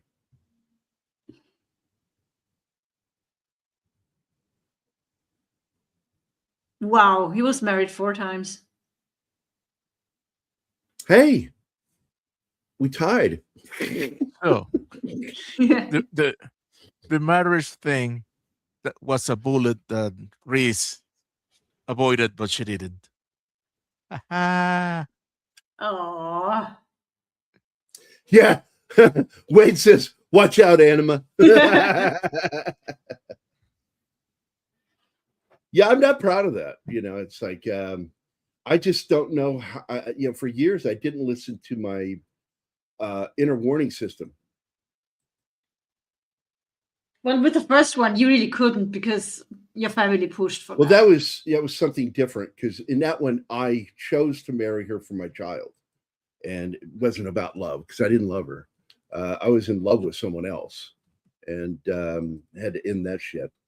And then I met a girl in the army and she blew my mind. Super smart, really fucking smart. And didn't last. She wanted to be married to G.I. Gary, not Daddy Gary, stay-at-home dad. That was boring to her. Good God, I don't blame her at all. When I was at the time, I was thinking, man, I can't blame her because all I care about is this damn kid. It's all I care about. I was the mom. Some people can't handle when kids come first. I hated the interview Pelosi did. Yeah, I fucking hated that one too. Yeah, I remember it, Reed. Well, not 100% worse, but kind of permeates the silliness of it.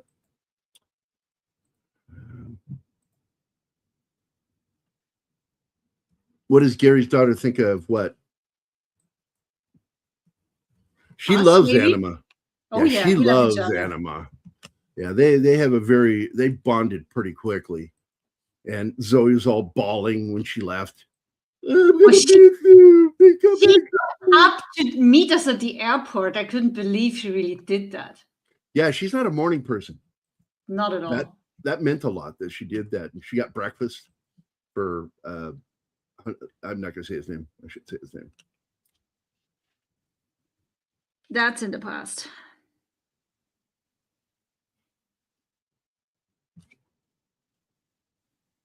Wait a minute. What are we talking about here, damn it? They're talking about the fight with the Russian in the Punisher 2004. Well, he was sent there to kill him. And what's great is somebody screwed up and gave what's his name the wrong knife, and they gave him the real knife, not the retractable.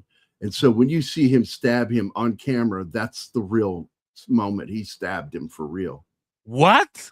Yeah. Oh, you didn't know that? No. And he stayed in character. And he stayed in character and finished that moment. That was awesome. And then you see real fucking blood coming out. It's like, holy shit. That dude's a tough hombre. Fuck, man. I'm looking forward to talking about this tomorrow. Yeah, fuck, man. And I hated the shirt. The red pinstripe. But as I recall, that's from the comic. Because that's what he wore in the comic. And so they wanted to be comic accurate. Yeah, that fight scene in particular, you get to see how ill-prepared he can be if he's caught off guard. Because he makes a mistake by being friendly with his neighbors. And when he hears the knock at the door, he thinks it's them bugging him to come over, and that's not what's happening. That's the fucking Rusky there to kill him. Yeah, I'm gonna double check real quick.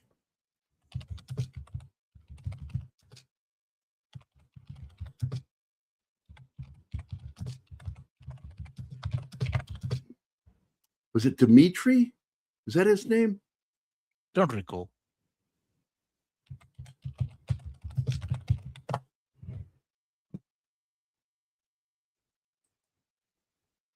Ivan. Ivan. And here you go. Yeah, his name is Ivan Vilasovich Dragovsky. Ivan. Yeah. And he's wearing okay, look. You'd say it however the fuck you want there. That's Ivan how you guys Dragovsky. say it. We Russian. pronounce it Ivan in the United States. It's Ivan. Okay, in Harry. fact, our nickname for Russians is Ivan. So Yeah, it's just but how we say it. That's It's how we say it. so weird. It's how we say it. I don't care. It's just how it is.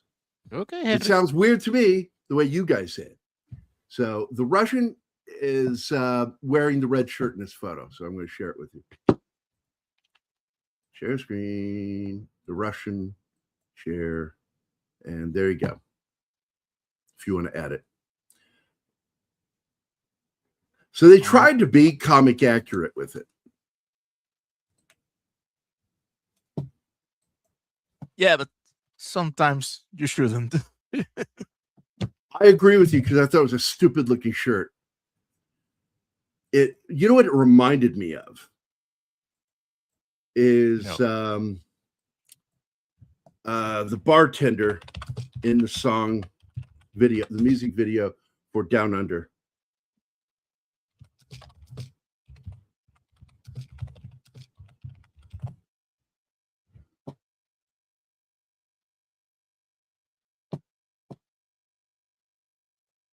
Yeah, I guess I have to say music video.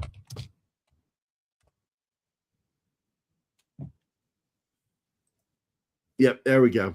This is what it reminded me of. When he walked in, this is all I fucking saw. All right. Share screen. Image. There we go. Holy shit. That's what it reminded me of. When I saw him in the movie, I'm like, oh, is it like supposed to be from Down Under?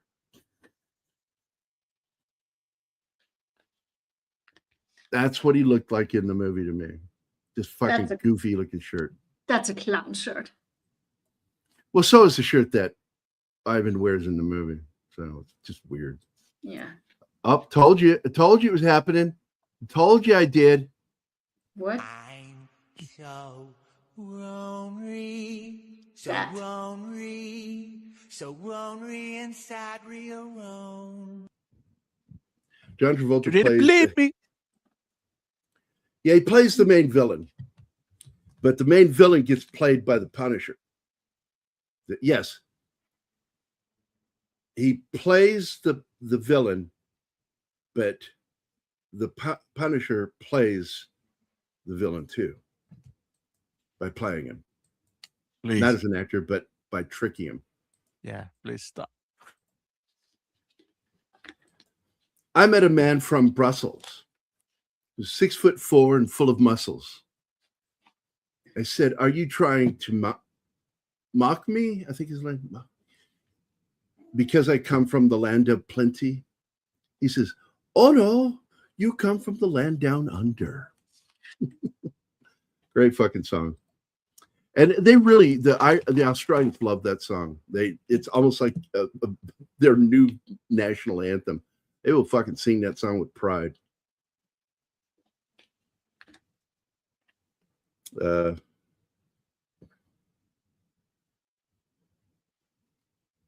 Wait, what are we talking about here? Are you talking about Colin Hay? Is that? Because I love Colin Hay. You know what? And I've told people this, that the only reason why we got Men at Work was because the police had a delay on the release of Synchronicity. And so they needed a filler. And Men at Work was the weird, high-pitched, new wave rock band that filled in for the police for that year. Just weird. And I was so glad because I fucking love Men at Work. I was unaware that his partner had topped himself. I never knew this. I don't remember ever seeing any news on that. And the reason why is because there was a lot of legal issues brought up because the flute part that he plays is the cuckoo or the cuckoo bird or whatever they call it there. It's one of the national birds for Australia. And they have a song about it. And when you hear it, you can't unhear it. It is that song. And he felt like he did that unconsciously, but it ended up costing him a lot of money, hurt the band. The band broke up eventually over the shit, the legal shit. Damn.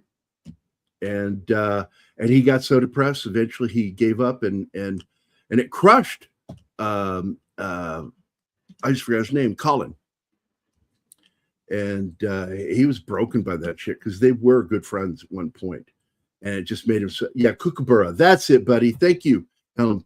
It's the Kookaburra song, and when you hear it, you can't fucking unhear. It's the flute part of Down Under, and it's trippy. So, but anyway, guys, it is great hanging out, man. This is a fun show. I feel like we're getting our stride and how I like doing these shows, because I just love interacting with you guys. It's the only reason I do this is because it's fun. I like to talk about movies, but I also like talking to you guys. And it's just, I don't know, man. I fucking love doing this. I hope I do this till I die. I hope I die while doing a show and traumatize all of you.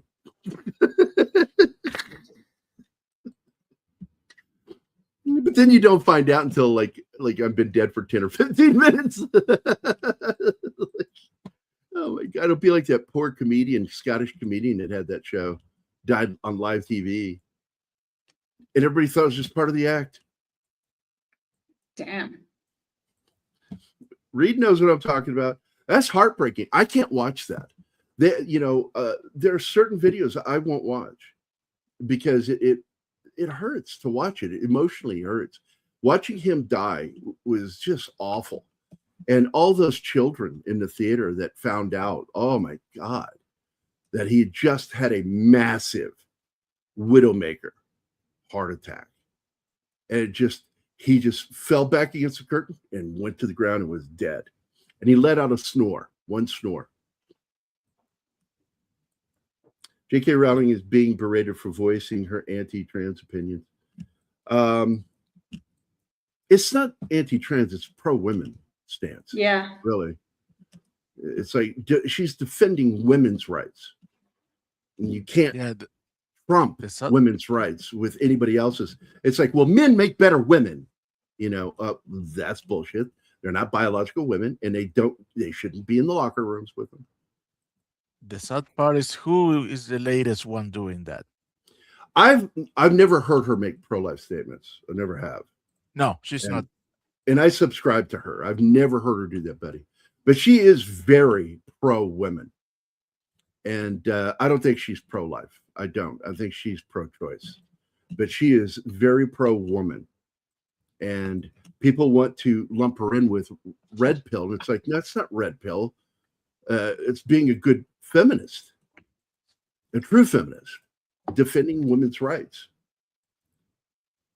But yeah, absolutely. Yeah, you said it right here. Not pro-life, but pro-woman. Yeah, absolutely. She is. Absolutely.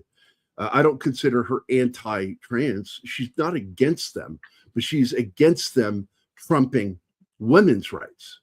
These people need their own places. Yeah, absolutely. Dude, I'm going to tell you right now, I would fucking watch trans sports in a fucking heartbeat. They need to have their own Olympics. Fuck yeah. Yeah. It's like I've told people before. I would love. The reason I defended and supported gay marriage is because I'm like, are you kidding me? Everybody has the right to be miserable. Everybody. Legally miserable. Legally miserable. I believe that to the heart.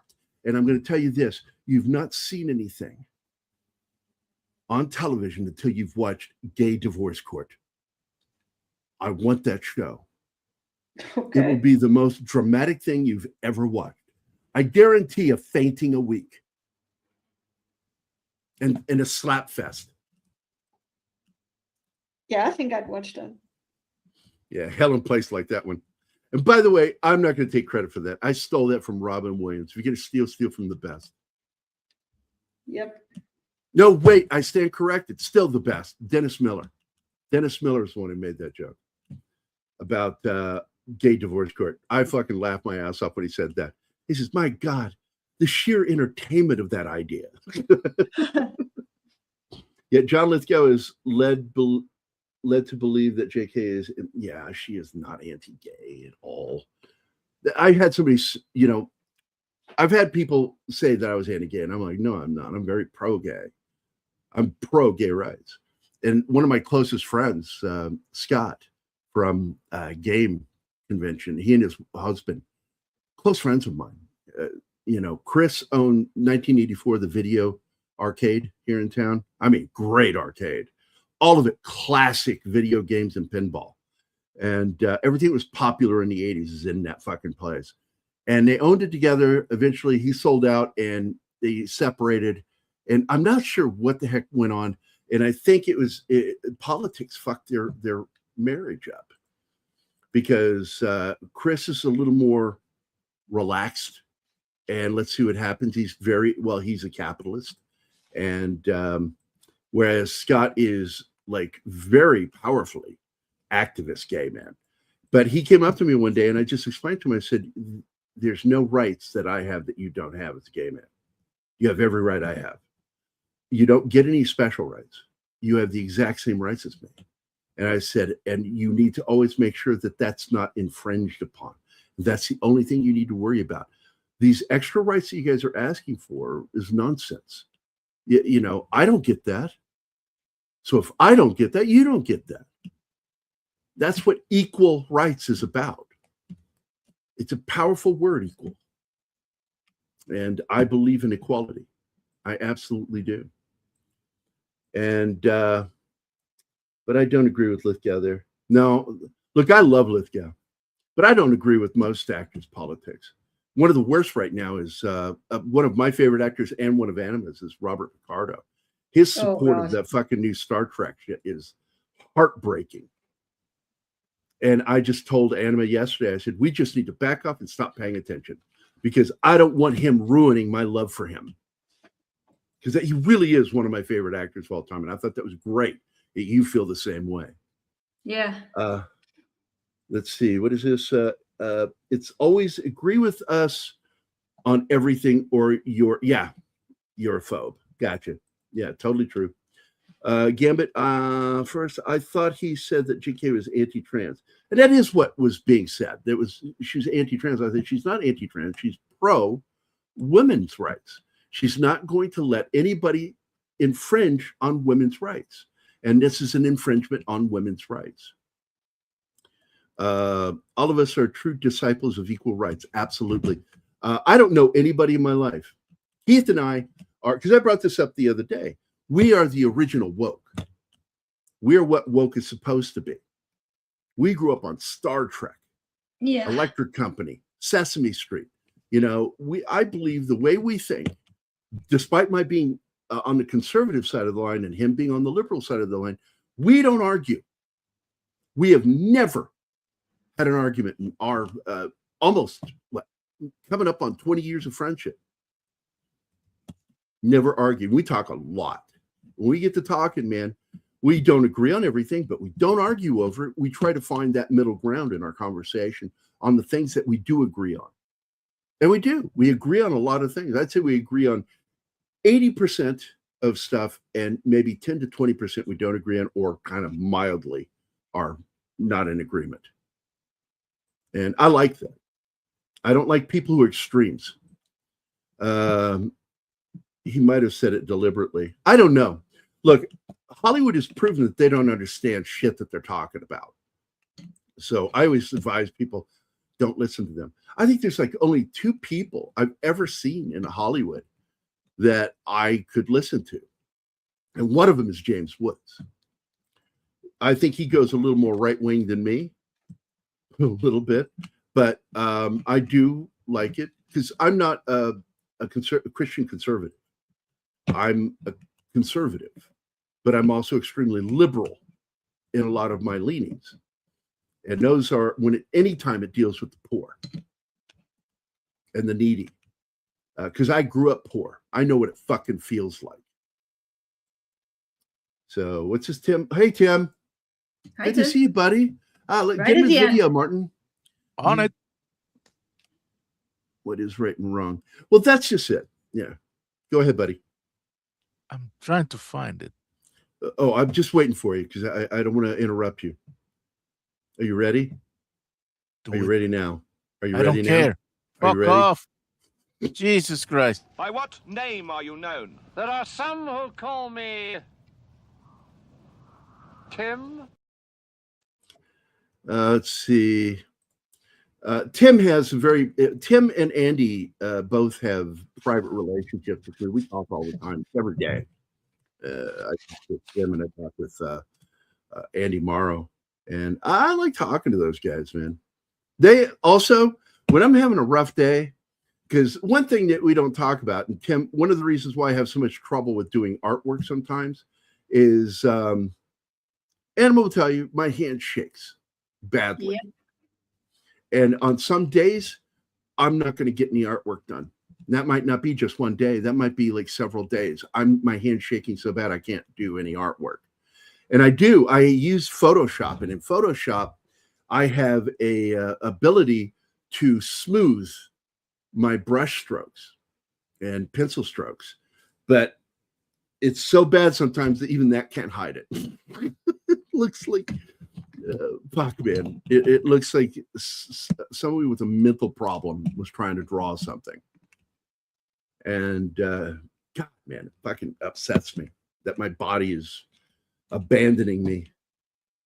Let's see, what is this? JK says trans women can't menstruate. Yeah, they can. They're not biological women. So they don't belong in women's bathrooms. I think they should have their own fucking bathrooms. I'm fine with that. Commercial places, even government places, can afford to build the additional androgynous bathroom. I love they showed that in South Park back when they didn't lose their fucking minds. History of the World Part 1. Oh, yeah. Actually, if you go back, one of my favorite moments talking about this very subject was in Monty Python's not Meaning of Life, The Life of Brian. You have a character that wants to be named called Vivian, played by Eric Idle. I want to be a woman. You can't be a woman. I want to have a baby. You can't have a baby. You're oppressing me. No, you bloody bugger. You can't have a baby physically. It's biologically possible. That is one of my favorite scenes. And they're talking about that shit back in the early 80s. That was what, 1980 or 79? What year was that? Life of Brian? I don't remember. Hopefully that's being taken care of, Gary. We'll see. We'll see. I do believe calmer minds will prevail. Sorry to hear that my buddy abandoned me a long time ago. Have you read history? Calmer minds? That shit doesn't exist, man. Wait, what? What are we talking about? You're telling that you're hoping that calmer minds will prevail? No, read history, man. It's all blood and shit and guts. Repeating itself, sadly. Yeah, look, man. I don't support social violence, but I do understand it when it happens, because some people want to push too hard in the wrong way. And the one thing you'll never see me support in any way, and I will fight to the teeth, is communism or Marxism. And socialism is the same thing. It's just democratically elected communism. So, but past that, man, I want everybody to have a good day today. It is wonderful hanging out with you guys. Oh, that's interesting. Well, I don't know. Family bathrooms? Because that's where you take your kids in to change them. So I don't know. I don't think so. They should go to the bathroom whenever they want. You know what? Diapers. For everybody. For everybody. Either that or unisex bathroom. There you go. That's the solution. I like that one too. So we are out of here. Also, you would put cameras at angles to watch people coming in and out, and that they're not doing something that they shouldn't be doing. Don't shoot into the stalls. But when people come in and out, that would be illegal. No, it's not. It's not illegal until you put a camera over the fucking stall. You can't do that. But you can shoot that's what I mean. Coming in and out. Yeah. So shoot people coming in and out of bathrooms, make sure they're behaving themselves, and put speakers in there. Going, you, yes, you, the lady with the beard. Yes, you need to leave the bathroom. We have called 911. There are children in that bathroom. You don't belong in there. So anyway, Love you guys. Everybody have a good day today, and have your night. best. Keep your best thoughts. Stay positive. Okay. And I've got a good feeling about Hollywood right now. I see changes. Changes are coming. Some of them bad, like Netflix and Amazon are in my opinion, it's potentially. Ooh, did you see the grilling of Netflix CEO by the Congressional Committee? Oh, you have to. Okay, we'll talk about it after the show. Anyway, guys, we're going to get out of here. Have a good Friday, and we'll see you tomorrow. We're going to talk a little Bye. punishing. Bye, guys. Bye.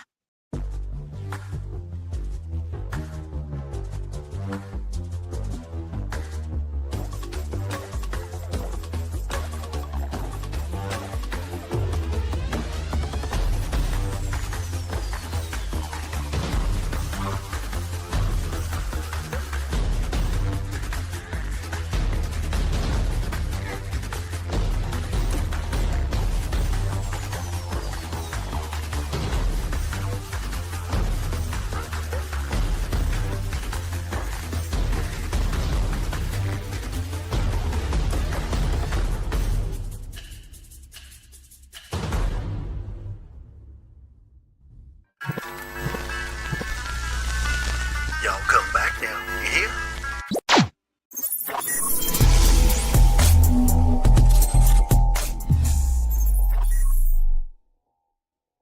Matt Damon.